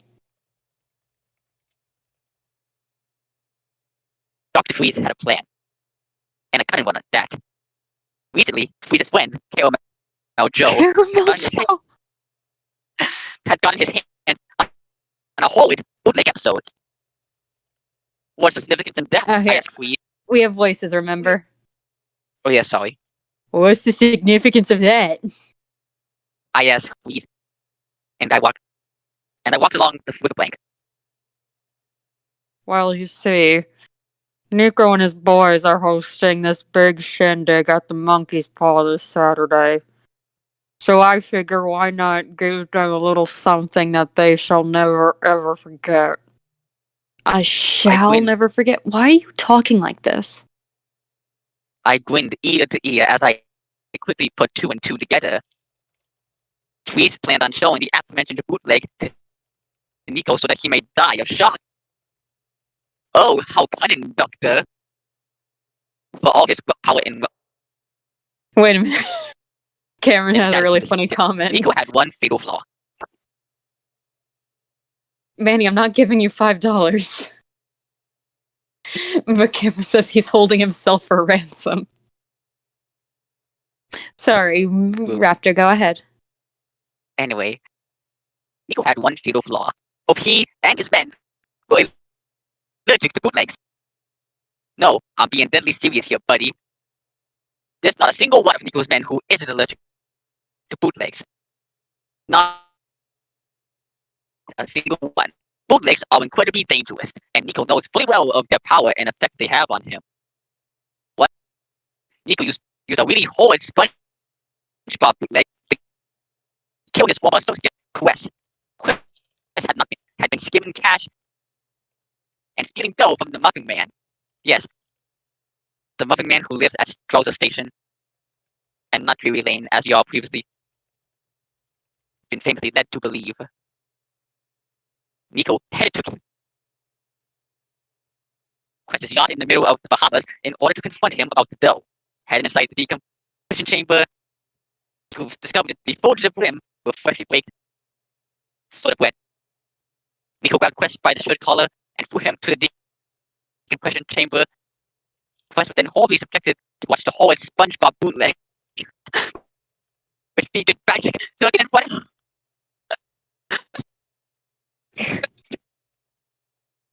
You're breaking up too much, Raptor. Okay, anyway.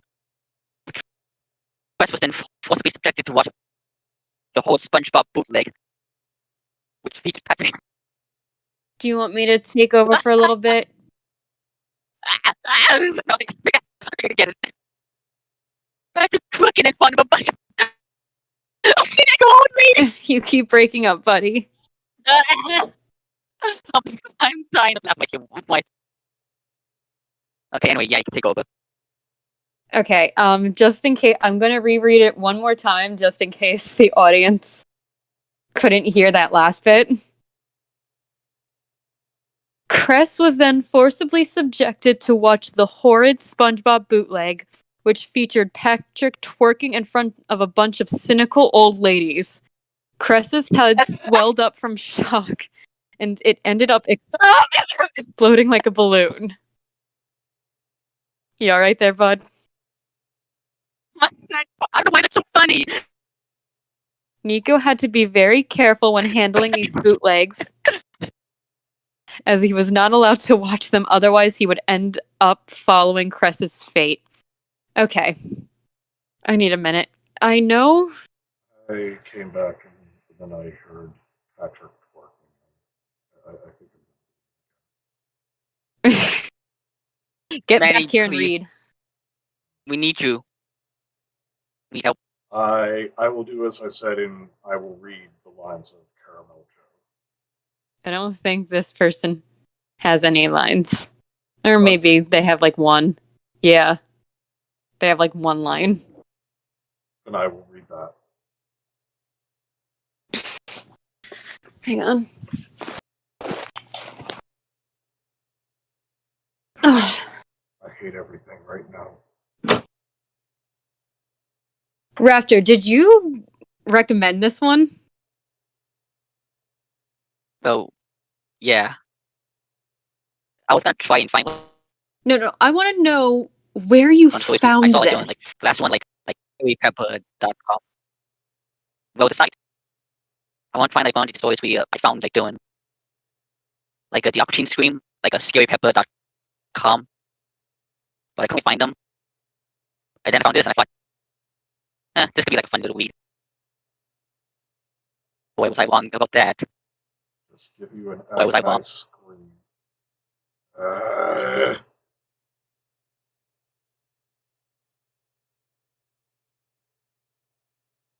Okay, anyway, I don't mean to take over again. I'll read this for a little bit. I hate everything Okay. right now, and I hate pretty much all but like 5 people. And who would those 5 people be? I will tell you $1 a pop. What do you need $5 for so badly? Need? Want, need, whatever. It's money. There's no excuses needed. After leaving Belleville Park, Dr. Freeze and I decided to pay Caramel Joe a visit down at his factory on High Street. The factory produced Happy Meal boxes, which had frowns etched into the boxes instead of a smile in an attempt to defame McDonald's.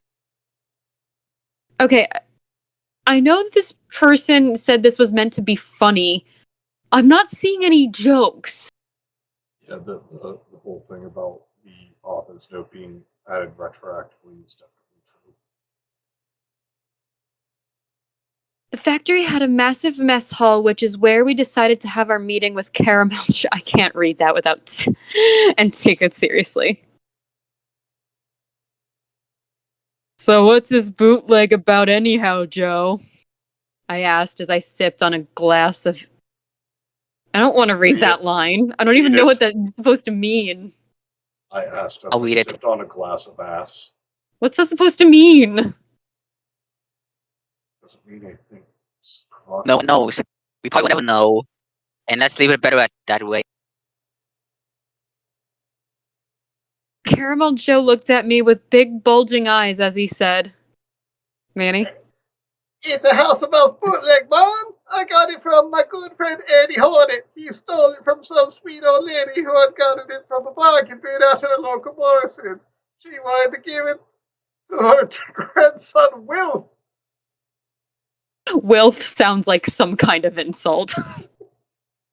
I'm not exactly sure for what, but it just sounds like one. It sounds like something involving a fart. I actually knew Wilf. He was a good kid, but perhaps a little too obsessed with the eggs from Beauty and the Beast. What? But why were they too expensive? I wonder. Caramel Joe then asked if I wanted to help him chug some corn, and by that, of course, he meant help him set the DVD up. Set it up yourself, I said bluntly as I slapped Caramel Joe's neck in the back of my mind. I lit myself a cigar as I sat down on the old wooden floor next to Dr. Freeze. Freeze and I puffed violently on our cigars as Caramel Joe kept dropping the DVD disc as he had covered the thing in butter in order to help keep it nice and silky smooth. What are the jokes here? Did Doug Walker write this? Me. Anyway, an age-old tactic. An age-old tactic taught to Caramel Joe by his grandfather, Skater Joe, who used to hunt in the forests in rural Spain during the 1800s. But how did he have a skateboard if... Oh, it doesn't matter. Placing the disc into the DVD player, Caramel Joe found the system to not be working correctly. System.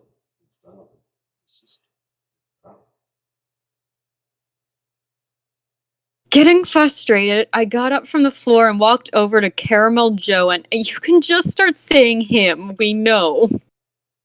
And asked, seriously, Joe, can you not even set up a damn DVD player? It ain't exactly rocket science, you prick. It's a picture, Mr. Tyrell. Caramel Joe said as all of the sudden big bulging wires start to come out from the top of the DVD player. Caramel Joe then cowered behind me like a little bitch as I rubbed my temple before saying, at this rate, I'm probably better off getting killed by Nico. I falcon punched Caramel Joe, which sent him flying to the other side of the blooming factory. British alert. I adjusted my suit as I finally got the DVD player up and running as the opening advertisements began to play. While the commercial played, I sat back down next to Dr. Freeze, who was grinning from ear to ear like some kind of fishmonger. Okay, I take it back. I think I was wrong about what I said about this person writing this seriously and then saying it was meant to be funny after the fact. This reeks of someone trying really hard to be trying to be funny, but just making no sense. Cricket says, Mike's right, they're trying to continue writing this like it's a show, except it doesn't translate as well in literature form. I mean, that's as likely an explanation as any other. Kayla, he was a skater, Joe. He said your mom's a hoe. Literature, comics, shows slash movies, they all have their own kind of humor because of their formats, therefore the humor is fitted to its media format. Yes. And I want Caramel Joe to come back now, almost as much as I want Jan Struthers to come back. Okay, both of them are Yeah. drowning, and you can only have time to save one, Manny. Who are you saving? Jan. You're, Com- you two do have much longer history. Yeah. the commercial was very scary.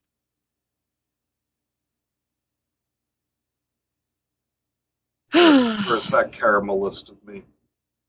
I know where we And- left off, Raptor. I just need a minute.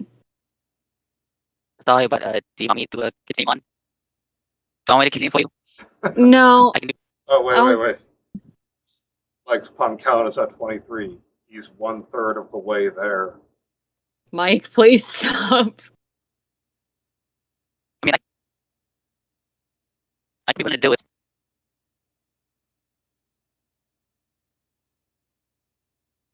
The commercials were very scary. Yeah, I'm a man who ain't afraid to admit when he's scared. One commercial had this weird sock creature thing with lipstick who was watching telly with his pet mutant bulldog. The mutant bulldog's face looked swollen as it ended up eating the sock creature's telly. The sock creature held his head in despair as he cried at the tippy top of his lungs. Oh no!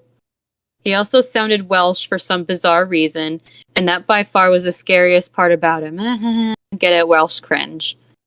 I never really liked Yes. the Welsh after Gran got conned by a cynical Welsh farmer back when she was living in. I'm not going to try and pronounce that. Hold on. This- Let me look. I'll try.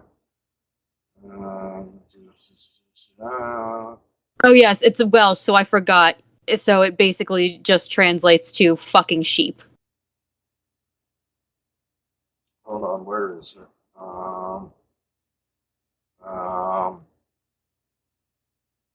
He was living in. That's how it's pronounced. Sounds about right. The second and final commercial thing, Otter feet. This just feels like these are inside jokes with the writer and their other and only friend.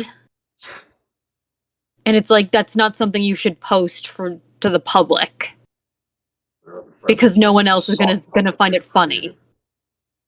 What? Their other friend is just a sock puppet that they made. And they're mutant, and then they have an imaginary mutant bulldog creature apparently. Featured Dr. Bunsen Honeydew and Beaker singing to me about how everyone has a little love in their heart. Don't you fucking bring the Muppets into this, you piece of shit. After this, I'm gonna watch a bunch of the Muppets clips. Mike says, you can say it, Kenzie. Don't be sheepish. Mike, no. God, no, Mike. Mike, I am going to fall asleep tonight with the image of, and I'm gonna drift off into a very peaceful sleep, of the image of me beating you with an oar.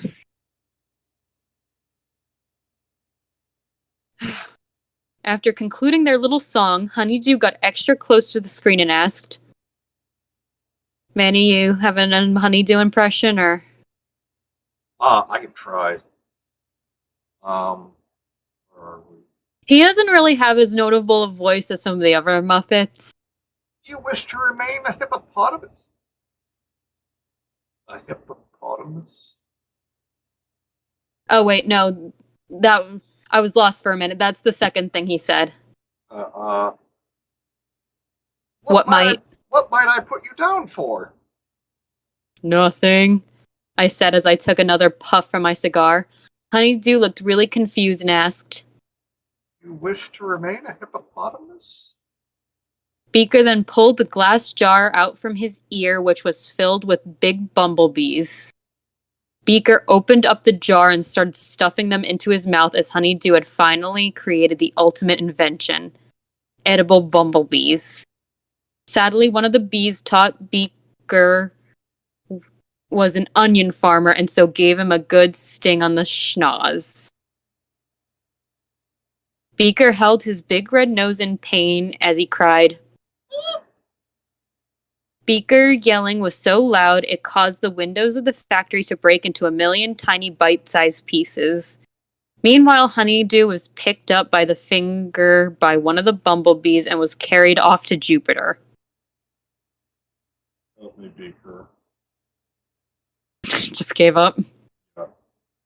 Honeydew cried at the top. Carried off to Jupiter. Fuck you. This isn't even funny. Go fuck yourself. Oh. Honeydew cried at the top of his lungs as Beaker then tried his best to help his beloved friend get back down. After those two fucking commercials finally ended, I was finally alone with my thoughts for a brief moment until the main theme song of House of Mouse finally began to play. Wait. Like says, wait, they riffed that line from the Muppet Christmas Carol and ruined it. Now I'm... Oh my god, you're fucking right. Oh.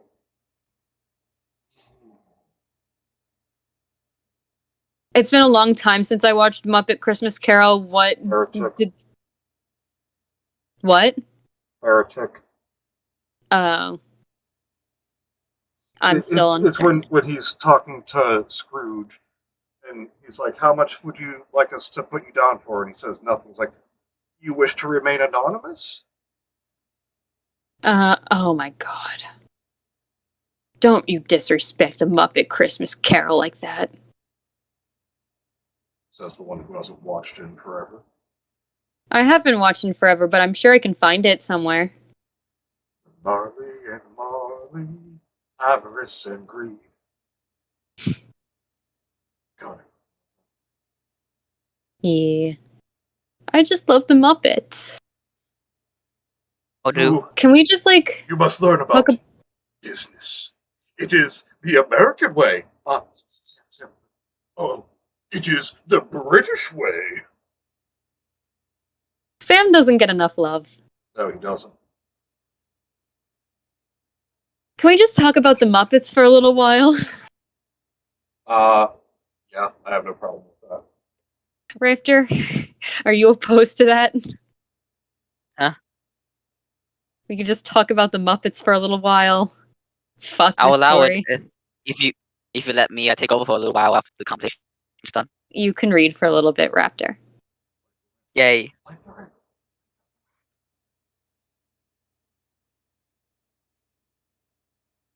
Oh, Mike's asking if we can do a Muppet Christmas Carol stream around the holidays. We'll do a watch party. I'm done streaming movies. It does get really hard. That's what she said. Yeah, but you know what I mean. Or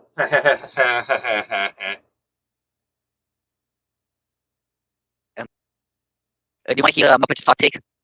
hold on, there's a knock at the door. It's Kenzie with a pipe.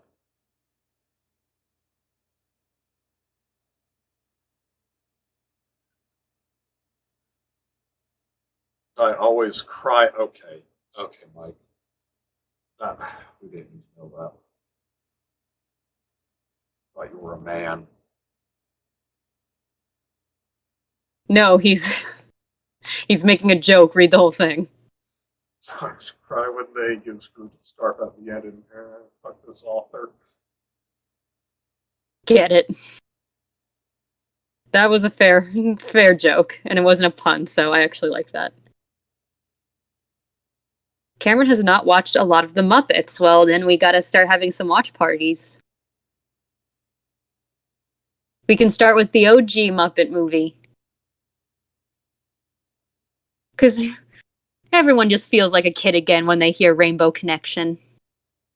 Rainbow Connection is such a pretty song.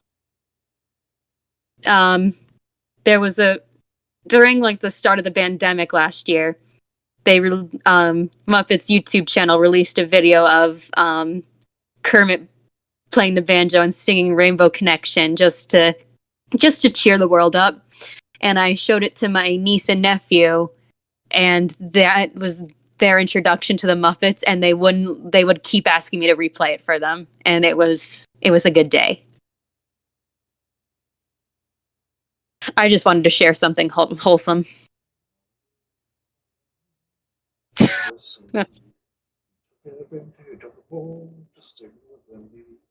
Specialized in causing pain.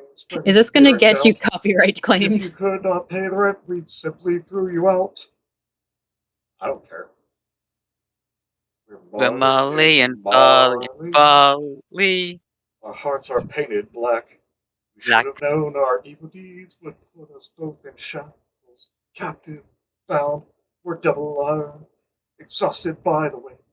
As freedom comes from giving love, so prison comes with hate.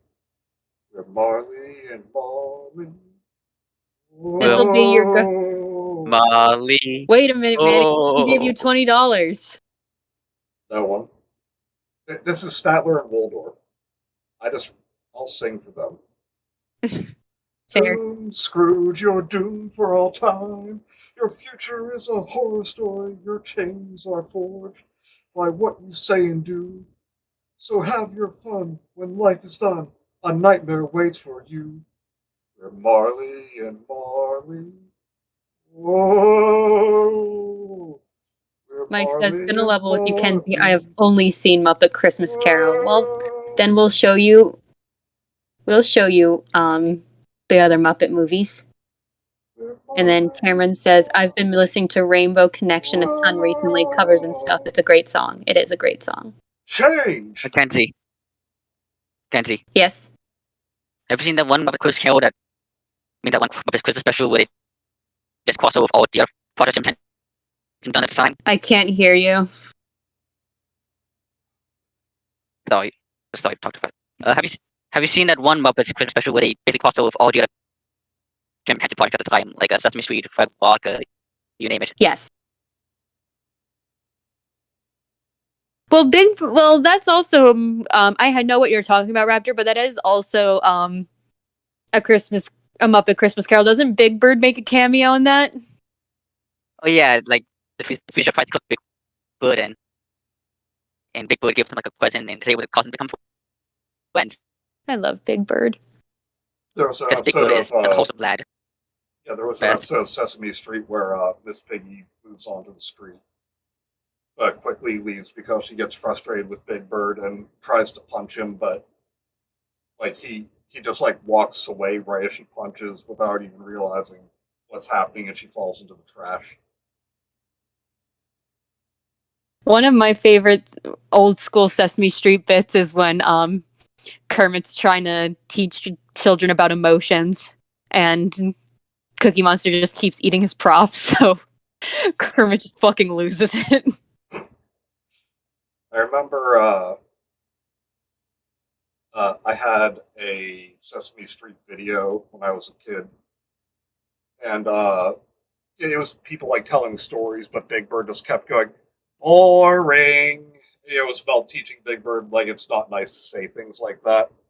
Aww. And like once a week, my mom would take me to the library for a story time, and in the middle of the lady reading the one story, I just went, boring. Had the opposite effect. Yes. I was like, I don't care. Big Bird's my man. I'm gonna do what he does. Please, Bird. Hang on, I need to text my mom real quick. As I've gotten older, I've just become more Oscar the Grouch. Oscar is a mood, my man. Yes. I know some days I definitely feel like I live in the trash. Mike should receive a pun death sentence. Cricket, come on. What? Where would we be without Mike? Once upon a time, I was drilling a hole. Boring. Yep, That's what it'd be like. We still have this story here. But let's be honest, we're not finishing this. Should we finish it next week, or should we not even bother? No, this is done. This is shit. It doesn't even have any comments. No one's falling for this. I would comment on it, but Manny, I need to abide by my own rule of don't go and actually bother these people on their stories. Manny, Yes, Raptor. I am sorry for posting the story. That's all I right. am sorry for posting the story to you. We forgive you, I Raptor. I thought the story would be kind of funny, like, a funny bad lost episode pasta, but no, it's not. Next time we'll read the SpongeBob Holocaust. There's just not much to say. Like, I'm not joking. That's the other story that Raptor linked to me. Raptor, where do you find this shit? He's punned too much. Cricket, come on, Kenzie, leave But also Raptor read that. alone. He's a genius. No, like, Put it in the- I'm just genuinely curious where he finds these. All they Okay, just wait. they just come to me. How is this a category here? Superintendent Chalmers, welcome. I hope you're prepared for an unforgettable luncheon. What? Yeah, say more. funny Team Ham meme. Anyway, this Team Ham is a pretty good meme. This like should not Oh. target its good name by having it be in the same category as this. Yeah, yes, Mike. The SpongeBob Holocaust.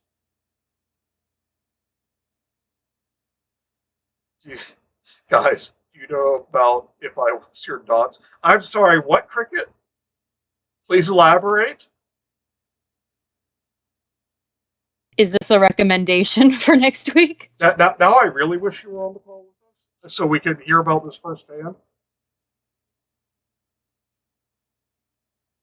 Please You be could also nice, read Cricket. I will order commissions.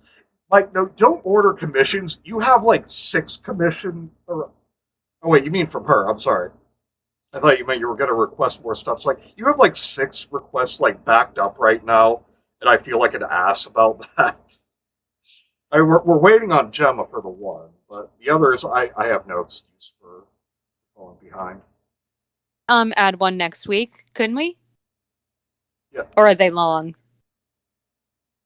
Well, the one it's going to be. Actually, I'm not sure what the other ones are. Wait, it's a Kingdom Hearts fan fiction? What? You are lying about that. Cricket, why would you lie? Nazi Yow? No.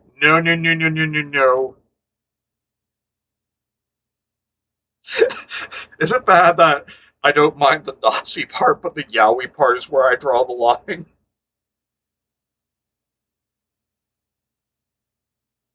I have a fanfic to write. Cameron, what are you writing?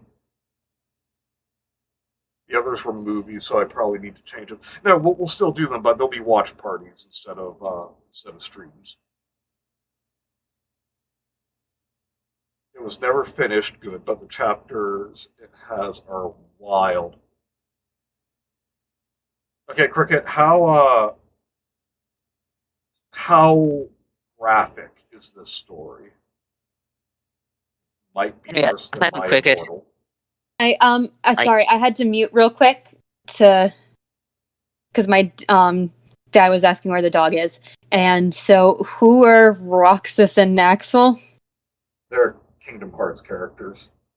Doesn't have anything not safe for work because it's so slow. Okay, well, yeah, if you want to join us for that one, we'll read that. If I was your... God damn it.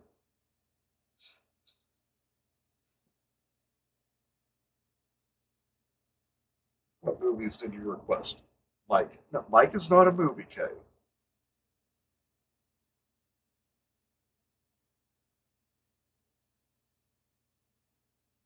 Damn, I was watching nice videos on this channel before YouTube nuked it.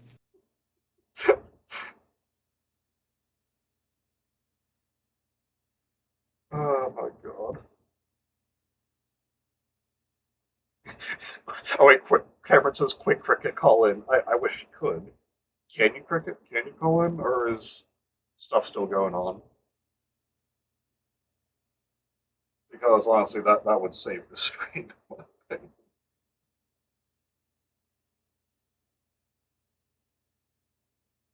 Hush is Hush a movie? Writing a Dragon Age Inquisition fanfic. I'm calling the worst assassin. Nice. Super. Oh It's yeah, called Hush, and it's very good. Super Mario Brothers. Yeah, we're gonna watch the recently discovered director's cut of that movie. Oh, Raptor was trying to keep this in private. He says, like, I have a Muppets hot take. I do not like Kermit's new voice. That's not a hot take, Raptor. No. Most people don't. Yeah, no one likes his new voice. Good. Why did they fire Steve Whitmire? He was the perfect replacement for Jim Henson. Did he quit? I don't know why. Oh, you can call it. Do you know why? Because stuff happened. Oh, Yeah, I know why. Because he quit. But still, they should have just gotten someone who sounds more Let me move rooms. No, hush. Oh, Kenzie, I think Cricket disagrees.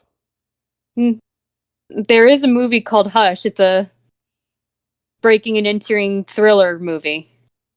Not the Batman one Who's in that's it? based off of a comic book. Who's in it? It's a very limited cast. It has that lady who played the lesbian from A Haunting, and what was it called? What? That Haunting series. Hang on. Hush. I'm just imagining Kenzie typing "hush," that haunting lesbian woman. So, I did not request Kate hush Sieg- just for the record. Kate Siegel. Or Segal. I don't know how you pronounce the last name. Yes. Enter The call, Haunting Cricket, of Hill House. please. That's what she was in. Oh. It blanked for a moment.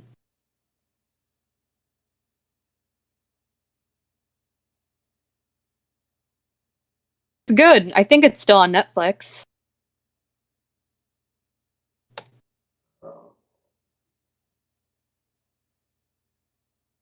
There, Cricket, I'm ringing you now.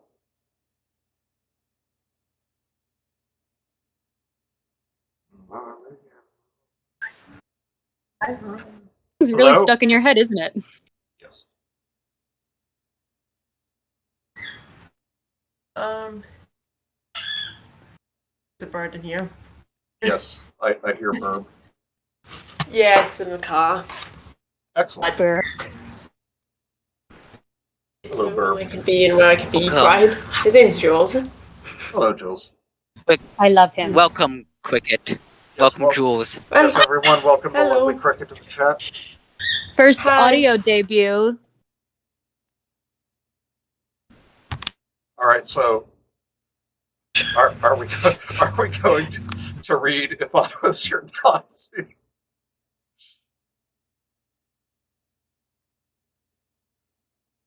I think someone had to re-upload it on DeviantArt because the original author deleted it for obvious reasons. Yeah.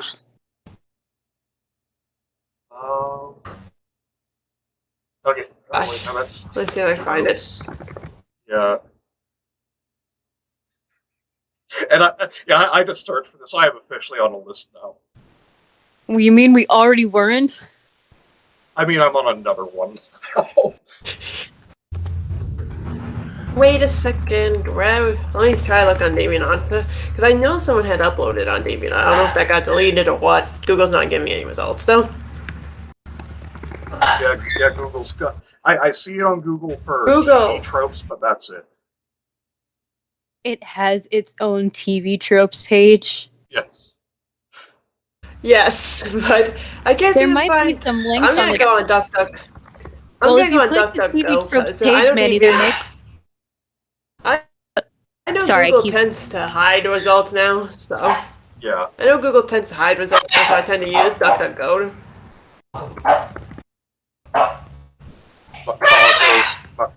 God damn it.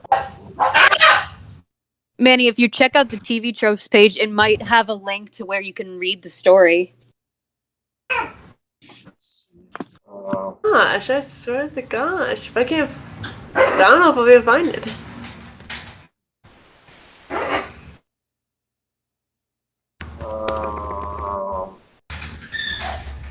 I'm not seeing any links here.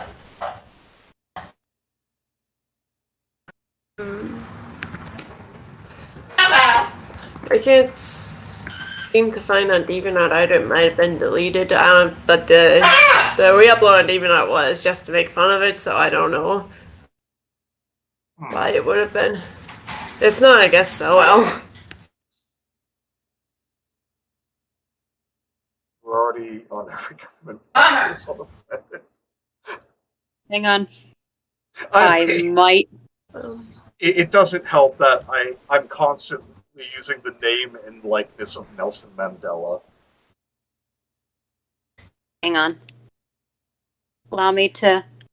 Okay, I'm posting in the chat. I think a place that is holding the links to the chapters. Oh, wow, you were able to find it? That's good. I couldn't find it, fortunately. Snakes on a sword. Oh my god. I am scared now. Now, guys, please, someone hold me. I don't know what to expect for this. I am here for you. Okay, it does. Wait, just... God damn it! Chapter 1, in which Axel is recruited into the SS. Oh yeah, he's related to someone too. He's related to him more. And then... Okay, I'll let you guys decide the other voices, but I am going to be Axel. Because I just love taking the piss out of his voice. I don't know enough about Kingdom Hearts, so I'm not qualified. That's good for your health. So, who who can- here? No. Can I be? Yes. Are we doing this now? Yes. Yes, Raptor. Yes. Can you hear me, Major Okay, but- Raptor? Yes, but who can I be? What? Broke up there. Can I be? Anyone else you want. Just let me take Axel, which is spelled incorrectly. And it's sad that I know that. If Mickey appears That is... Oh, no, wait, in that the is story, spelled can I be correctly. Mickey? Yeah, it's spelled that way in the actual game. That's how it's spelled. Yeah, That's his name, at least. I forgot that his original self's name was Leah. Lee. I thought it was just Lee. Is it Leah or is it Lee? I was thinking it's just Lee. I never actually heard it pronounced, but I was like, okay, so he had a girl's name. Ha. I played lots of Kingdom Hearts. I have all of them, so... Yeah. I played the first two, and there was one for the 3DS that I got. The first two is really all you need to play. They're really the only good ones. Yeah. Hey, fellas. Somebody say the door to darkness? The third game, oh my gosh, do not get me started on the third game. I could rant on about the third game forever. Base moment for you, Manny. I was playing a World War II strategy game yesterday as the U.S. liberated France, but turned half of it into a puppet state everyone was just okay with. And Cricket K says that you have a nice voice, and she is correct. Oh, I do. I always thought my voice was awful. Not to mention speech impediment. So you have a very lovely voice. Well, thank you, Kay, and I thank wish you, I could have Manny. your voice. Hang on. Eli's freaking I out. like your voice, Raptor. You've got a very unique sounding voice, which I like a lot. Yeah, I like your voice, man. Yeah, and Mike says Axel Dolph Hartler. He's Himmler. He's related to Himmler in this. Catherine says, who hurt this author? Can I read? The Jews, I guess. Can I read the note that the person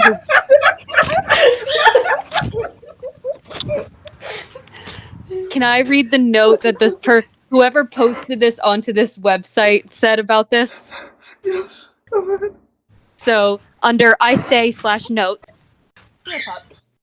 Aw, puppy's freaking out over the thunder. Oh, it's done. It's raining here too, but it hasn't thundered yet. Only Yeah, it's Raina? thundering. But okay. Quite honestly, there are no words to accurately describe how sickeningly offensive this fic is on every level of mankind. Oh my god, I'm loving this already. Nazism, the SS, and all things associated with it are treated exactly like high school.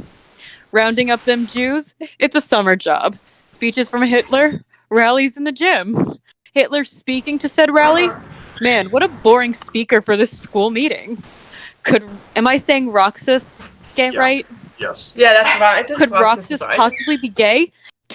Wait until the SS gossip column finds out. Heinrich Himmler? That old-fashioned parent who just doesn't understand their gay true love. Oh, how we wish we were just shitting you. We suggest the overly sensitive or easily offended skip over this sporking. No, really, save your faith in humanity while you've still got some left. That's getting pretty wait. insensitive. Real quick, I am hooked. Let's read this. Let's go. I do want to say, real quick, seriously, for anyone outside of our main group here, when we read things like this, when we make these sorts of jokes, it's to mock people who actually Yeah. do this stuff. Like Exactly. we're not saying any of this seriously. We do not hold these No. views. So I just don't want Just to anyone make that absolutely Yeah. fucking clear. Is I don't want anyone getting upset or this mean is something or that anything. deserves. I promise you. This is something that deserves to be mocked terribly. Oh yeah. Jokes like that faith ran out years ago. And really, to be honest, I don't even think that the person who wrote this, and this is just me, I don't know anything about this fic, so Cricket, you expert on this. I'm sorry you have that title now, but there you go. Well, If I've read it I'm before, incorrect, please let me know. But this sound to me seems like something a teenager wrote, and really not understanding the implications of it. She just probably learned in school that Nazis frequently sent gay men to concentration camps and was like, ooh, so what if two officers were gay themselves? That sounds hot. Yeah, that is true. And I think it is made by someone very ignorant and non-Nazi. However, there is a scene in it where there's literally a chapter where they round up Jews. Literally, that's not just... There's literally a chapter where the characters spend rounding up the Jews and putting them in trucks, like, carrying them off to Auschwitz. Well, of course, she can't be historically inaccurate. So, but like I said, even with all that, I think it's just... I really think the author is just very, very, very ignorant. Yeah. Probably was a teenager. I don't know if they're a teenager or not, but I'm presuming they are, especially bad writing. The fact that it was deleted and never finished. Again, Yeah, probably. I don't know if this person has a blog anywhere who maybe explained themselves, but I think maybe it was a sign that they looked back and were like, what the fuck did I do? Yeah, or they got too much backlash. That could have been it too, but either way. It could have been Something. backlash, but it also could have been, like, it maybe initially was backlash, but I'm just gonna keep telling myself that this person looks back on it now and was like, so that was a thing I did and I'm never gonna share again because it's a very shameful time in my life. I think that too. I honestly think that too. I don't think they meant...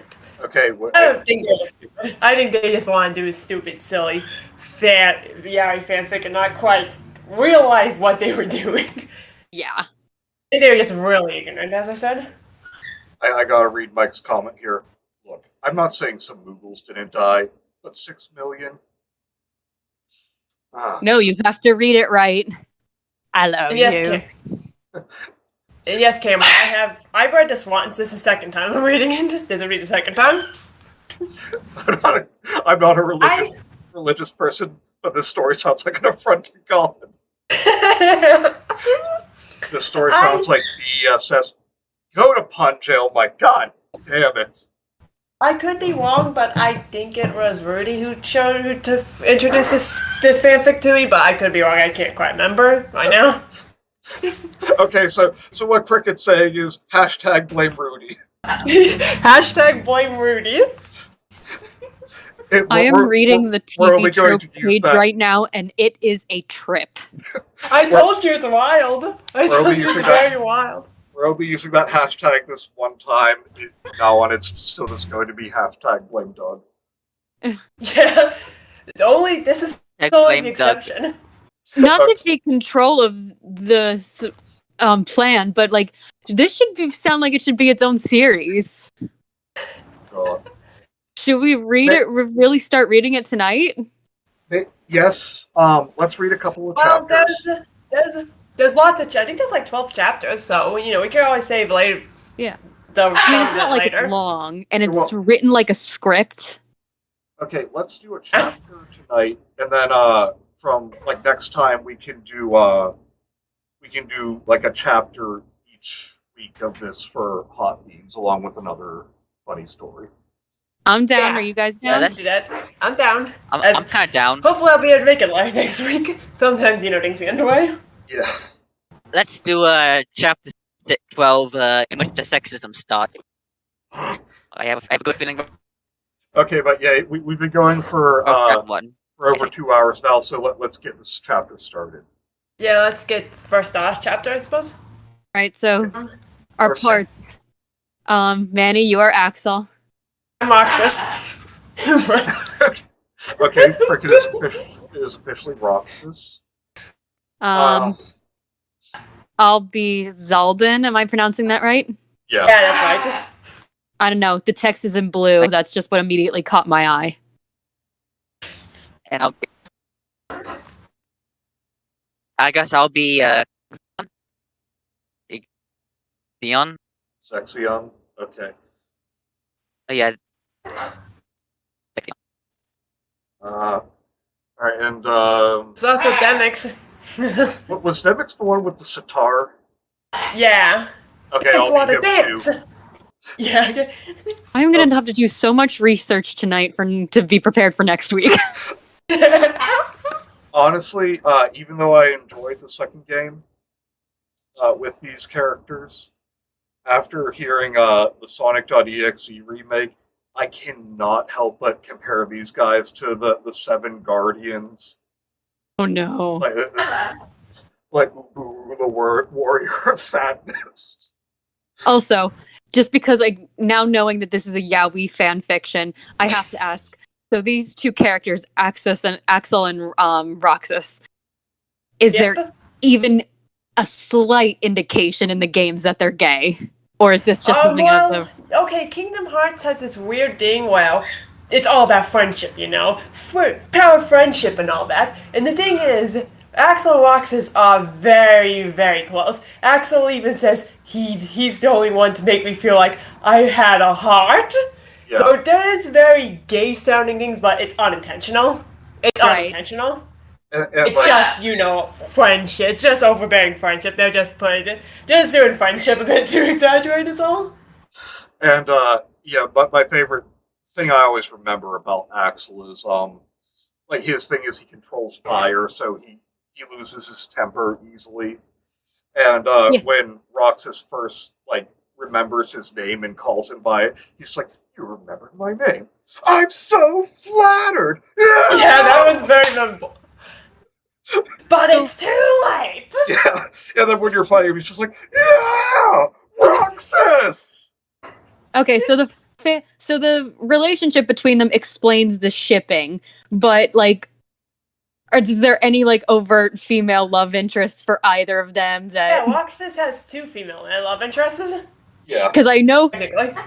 because this much I know about the Kingdom Hearts fandom is that yaoi shippers are rampant, and most most female characters in Kingdom Hearts that aren't Disney related are hated, Especially Kairi. Kairi's most hated especially one. Kairi.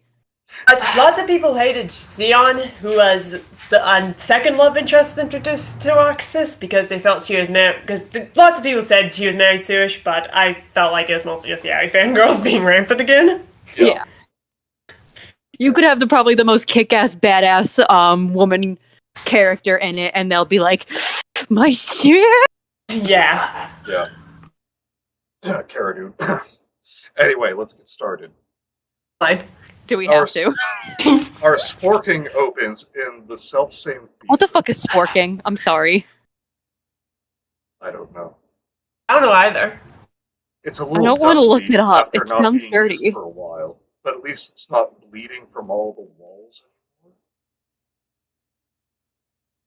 Excuse me. Axel and Denmix warp in. Just says there's no definition of.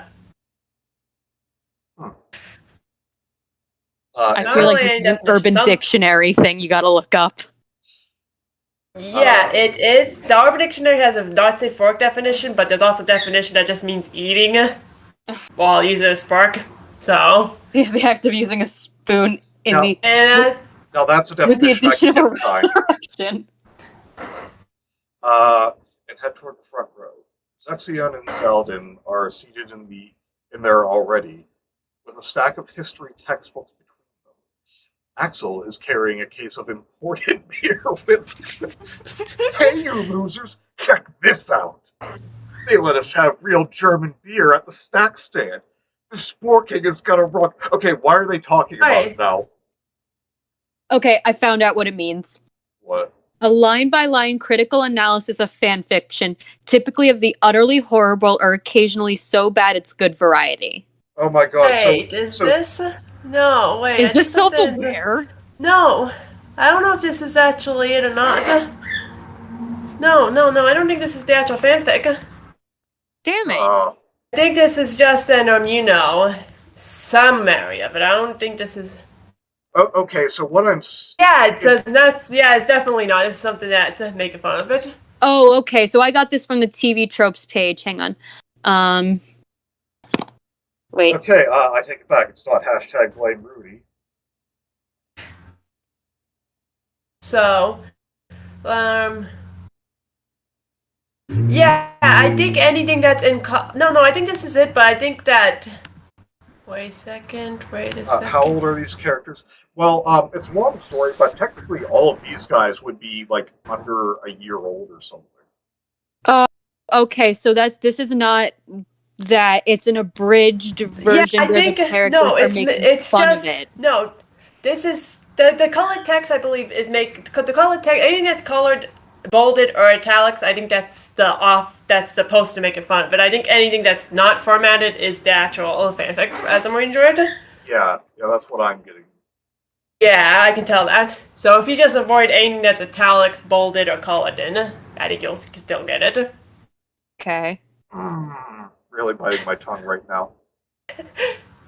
So I think we begin at Axel ran through the streets of Berlin dressed in his formal attire. I think that's where we're supposed to start.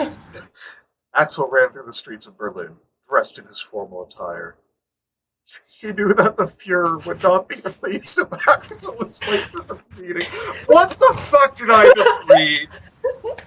It really does sound like an anime high school thing. That's what makes it so hilarious. Oh, Fuhrer-chan!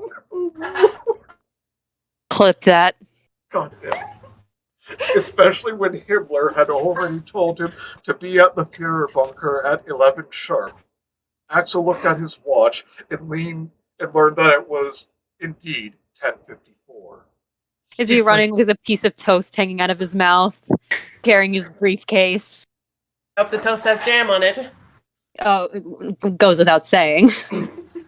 And if it lands jam side down, that means the devil's there. He frantically took a shortcut through a side alley and found himself at his destination. After walking through the doors, the redhead found himself face to face with Himmler. Okay, I know this is a joke, but saying that makes me feel uncomfortable. Yeah. The head of the SS and Axel's father?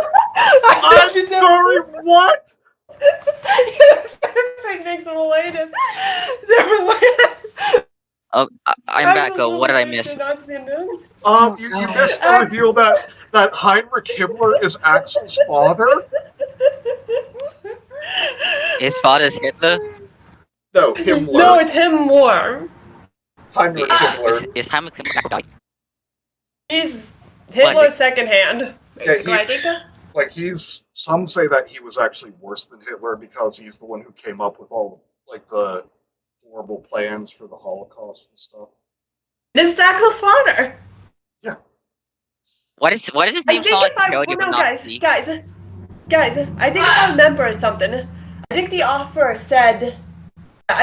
did say that the reason why Axel is Himmler's son is because Himmler had a lot of illegitimate kids so it could work.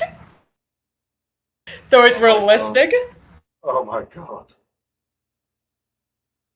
Alright, Axel stood straight and raised his right hand in the air at an angle in traditional Nazi fashion.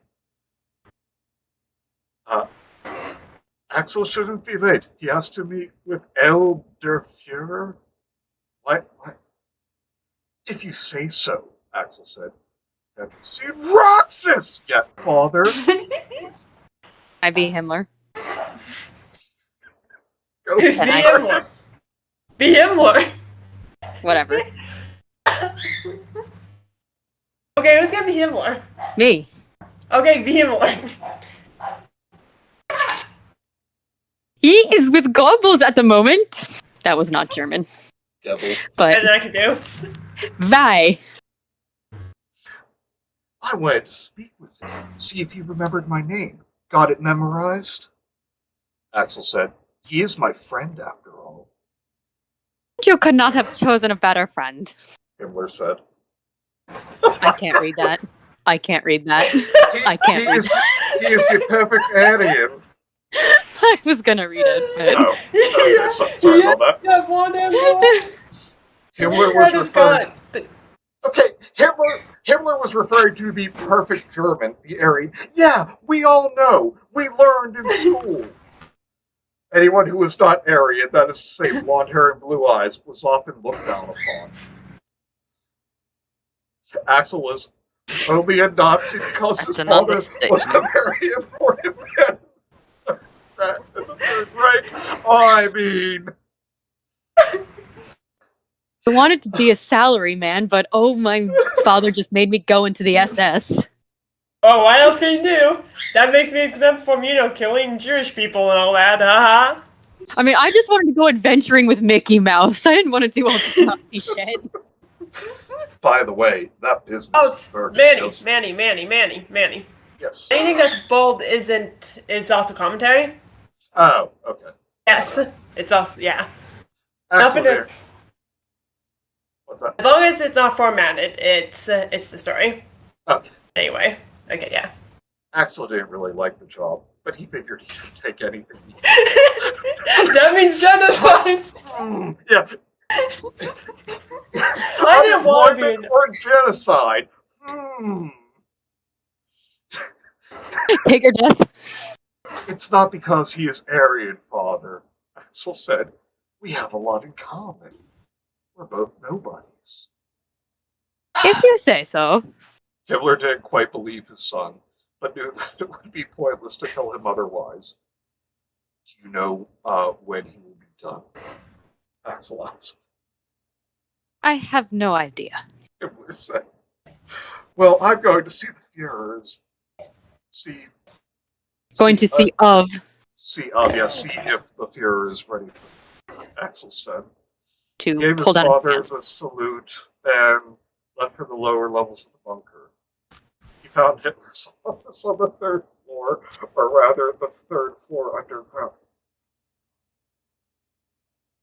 After knocking twice, he waited for the Führer's permission to enter. Upon entering, Axel's peridot eyes. Fuck off! It's fanfic, so why Just do you expect? say. You gotta say Adolf. Found Adolf Hitler sitting at his desk, reading the Nazi newspaper. They would have just called it the newspaper. He opened the folder. No, it was a no. It had. Here's where it gets bad. It's about to get bad. It was a Nazi-themed newspaper. It had a little arm extending in the salute. It's really cute. He opened the folder he was holding and read from the report. Okay, I don't know if I'm comfortable reading this. let's just say many people were killed, including not just the men, but the women and the children too. Guru Larry The children's slowly inches stupid. on screen. Frickin', are you trying to get Are me you sure about that? to say the thing about killing Hayden Christensen again? Sorry, but I can't I stop myself from I quoting hate it. them all. I know it's not the Not sand the men. rant. Why do The you guys? women and the children, and I slaughtered them like animals. I hate them. I hate them. I hate you, goddammit! No, why are you making me think of Anakin? I thought you guys liked me. I have to quote the prequels every single day. I That's my don't character. understand. Fair. You think It's you're some rough kind of and coarse Jedi with and your irritating. hand around Like like it's that? everywhere. I'm Toydarian. Okay, Fights don't wait. work You. on me. Only Soft and money. smooth. I've got a good compromise here. He opened the folder he was holding and read from the report. 2,000 Kyles were admitted into Bergen-Belsen last week. Of that number, 948 men, 153 women, and the bodies were burned in the in the sizzler oven. I think you can say that word. It's fine because that's what. Okay, in the crematoriums. Because that's just like normally used for And cremation anyway. I insist on voicing Hitler as well because I'm going to do the same Of thing course. that South Park did with Osama bin Laden. Yeah, how are they killed? Harassed. And Struthers, what are you doing here? No, trust me, it'll get different, Jam. Some were killed immediately by gas chambers, some were shot, Axel informed Hitler. All others were put to work and died from exhaustion. Yeah. I'm honestly getting kind of uncomfortable with this. Did you not listen when I was reading this? Very When I was good, reading the very introduction notes? good. Hitler said to himself, dribbling down his retarded face. Okay, yeah, I'm sorry, I can't keep reading this. Well, we can stop. Yeah, this, I mean, As I said, it's very wild. It's just it's very insensitive. Yeah, I was not expecting quite this level. Yeah, I this is very insensitive. It's very insensitive. You know what? That's why What it's did so you guys say if horrible. I started putting my channel to use? That's why it's so horrible, because they literally wrote this and then didn't see anything wrong with it. Like, even back then, it's just weird how they could not see what was wrong with this. Yeah, so I know it's possible that this person has grown and matured, but in the off chance that they haven't, go fuck yourself. Yeah. Author, go fuck yourself. Really do think this was just written by a really young girl who did not have the foresight to really understand what she was implicating. She just knew, I think she had just learned in school that not only were Jews put into camps during the Holocaust, but also gay men. And she saw that as like a steamy premise for a yaoi fic. And she probably didn't really think about the actual, weight of it. She's probably watched anime and they're like, oh, people die all the time in anime, and forgot that these are real people. Yeah, I'm thinking this girl was probably just entering puberty, so somewhere late middle school, early high school, where they're not even learning the full extent of how brutal the Holocaust was. They still just kind of have the surface level. Well, yeah, and they probably won't really think of it as a real thing either. It reminds me of a friend of mine was a fan of an anime called Hitalia. Oh, Hitalia, ooh. Yeah, which was just every country that took place. I know what it was. World War II. I know what it was. Were made. I used to love it 10 years ago. Oh my. Yeah. They were each made into a cutesy anime character, and you had these fans saying "Oh, Hitalia made war cute." That's the kind of impression I get from this. Yeah. Except even Hitalia didn't really go as far as the fanfic did. Yeah. No, it barely had anything to do with war. They didn't have the right idea of what all this was about. God damn it, Mike. Kyle's, we could do Doug's instead, or is that considered a threat? I don't want to go there, but I was saying Kyle's because South Park. Kyle, you did. I heard there was another bad fanfic from Death Note, but I forgot which one that was called. I'd have to ask my sister sometime. She told me about it. I don't know what that one's about. I know it has something to do with Ellen and Evil L, so. Okay. I mean, I enjoyed Death Note, so we could give that a try sometime. I like Death Note too, but I hadn't watched it in over a decade either. Basically, most animes I haven't seen in over a decade. Yes, because when you know, as a little girl, I was going through an anime phase, but now. Oh, don't worry. Now I don't watch animes. I will weebify you again. I'm gonna continue. Trigun is an anime I will forever rewatch. Trigun is fantastic. I've watched that. I've watched it 4 times now. It's my favorite. Manga's good too, but the problem is the manga's way too freaking long, so you can't really just go back to read it as a quick read. Like, at least the show's only 24 episodes, so you can rewatch it pretty quickly. Yeah, although it has one of the most emotionally painful death scenes of any show I've ever seen. Oh yeah, it does. It definitely does. Especially just the line, "I do not want to die this way." Yeah, and the funny thing in the manga though is that you know that he's gung ho from the get go.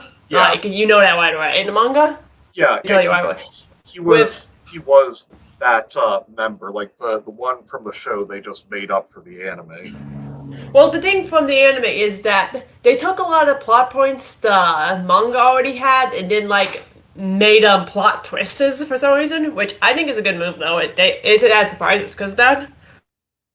Yeah, and honestly, like I prefer the anime because like, I didn't care about like an implied love triangle between Knives, Legato, and what was the character Elendira or something? Elendira, the Crimson Nail.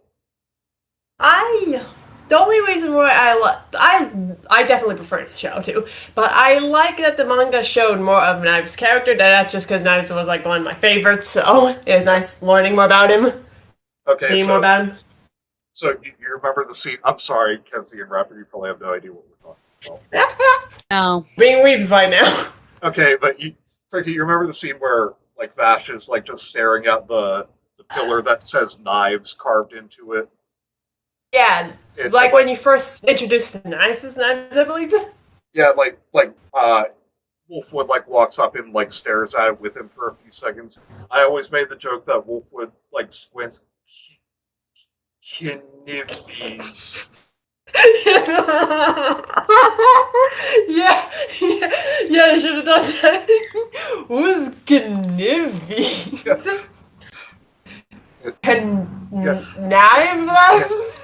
Attempting to hit the.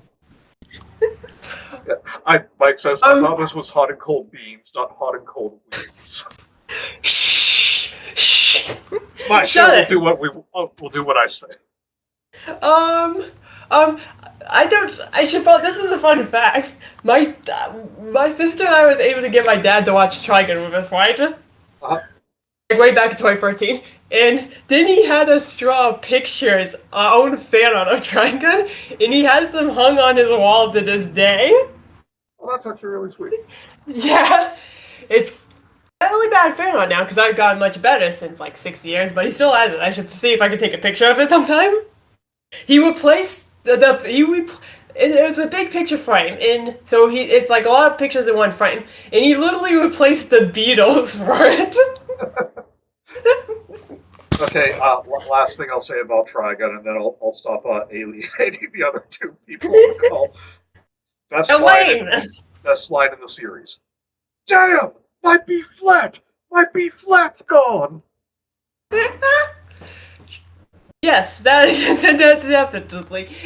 And Dragon also did have the best soundtrack. I still love its soundtrack so much. Oh hell yeah! Yeah, the soundtrack is really freaking good. The best Oh. anime and best anime soundtrack, in my opinion. With all this knives talk, the stream has taken a sharp. Mike! My lord. Oh, You get brought down. that on yourself, Go. Manny. Mike, you're busting my balls here. Mike, I will This is personally another time. find you myself. Now, there were 42 puns. We should not have made this bagan. Thank you, Raptor. I will go down guns blazing, Mike. Try guns blazing. Okay, Newt Gunway Got him. and his stereotypical Asian accent. One of the funniest foodie characters, but for all the wrong reasons. You cannot do this, Newt Gunway. But take him away. My lord. She motions like Are a you teenage girl. My lord, are you sure this is legal? My I do lord, not do. is that legal? I I will mean, make it go. legal. I knew it. Those SJWs are trying to force I can't do accents. a settlement. Distract Oh. Google All I contact can do is see. mop. Are you All I brain can dead? do is mop. I'm not going in there with Extremely. two liberals. I- Send Extremely them. southern accent. That's all I can do. I am. I can do accents. That's what actually lost me 2 subscribers. Okay, wait, it was Where more what I are said those with those Boy, accents. because Do not even try to get me to do on the bad accent. I can't do a bad accent. I know Kenzie's the biggest fan of my stereotypical Japanese accent.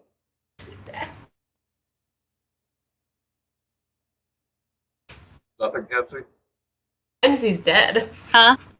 I said I know you're the biggest fan of my Kenzie's zoned out. I am still going through this fucking TV tropes page. It is wild. I just told said- you it's wild.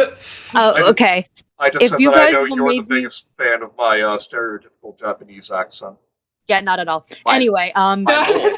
who? That How many of you would legal? be interested if maybe I read it on my channel? If I I started would. getting my channel going. Interesting. I would just because, like I said, I've read it before, so nothing about it really surprises me anymore. Oh, I would bring you on, Cricket. Yeah, I will. Come on. I better be I'll on there be too. there. I need to be on this epic occasion. Well, we can We'll discuss that see. If I later. can figure out how to stream properly and everything, I I don't know will how to- do it. What? Look. All You I've think used you YouTube subscribed it? for is AMVs. That's all I've ever used YouTube for. Well, Back in my but it worked fine. days. No. No, they won't. If some kind of Jedi whipping your hand around like that, I'm Italian. My tricks don't work on me. Only money. Only money. No, they won't! Waving your hand around like some kind of Jedi? I'm a Targaryen! My tricks don't work on me. Only money. Man, you're good at that. That's a Thank Joey you. character right there. Encourage him. We split the winnings in 50-50, I think, yeah?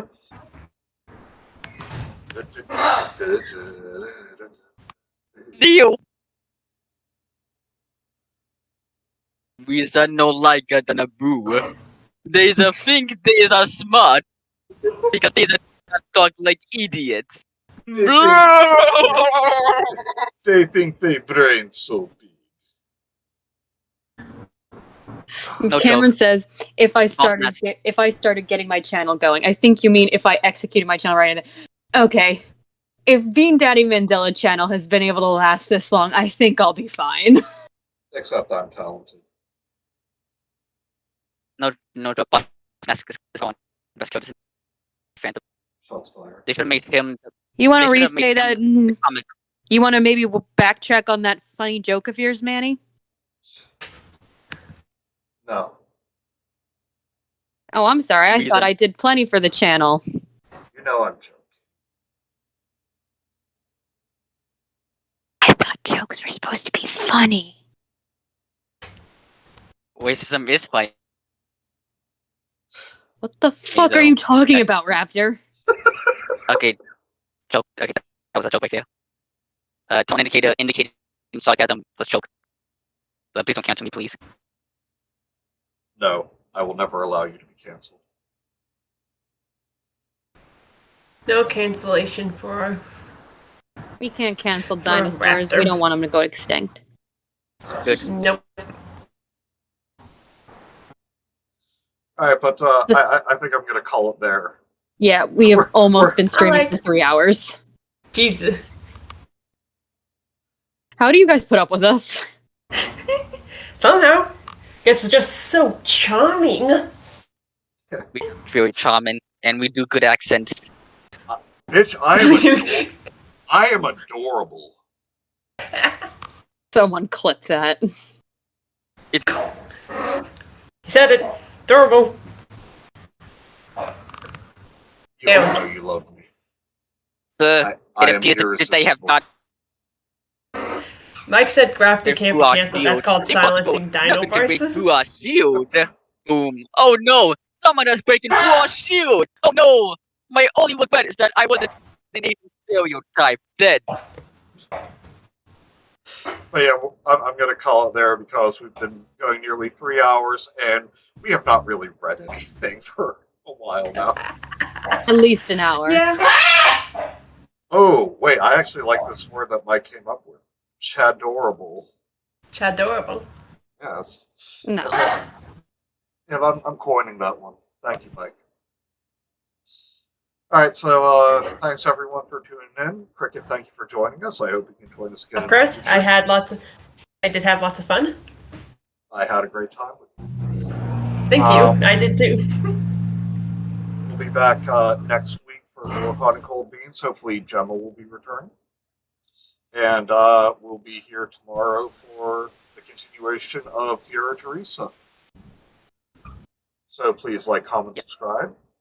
We'll see you guys next time. Same bean time, same bean channel. Bye, everybody. Bye. Bye.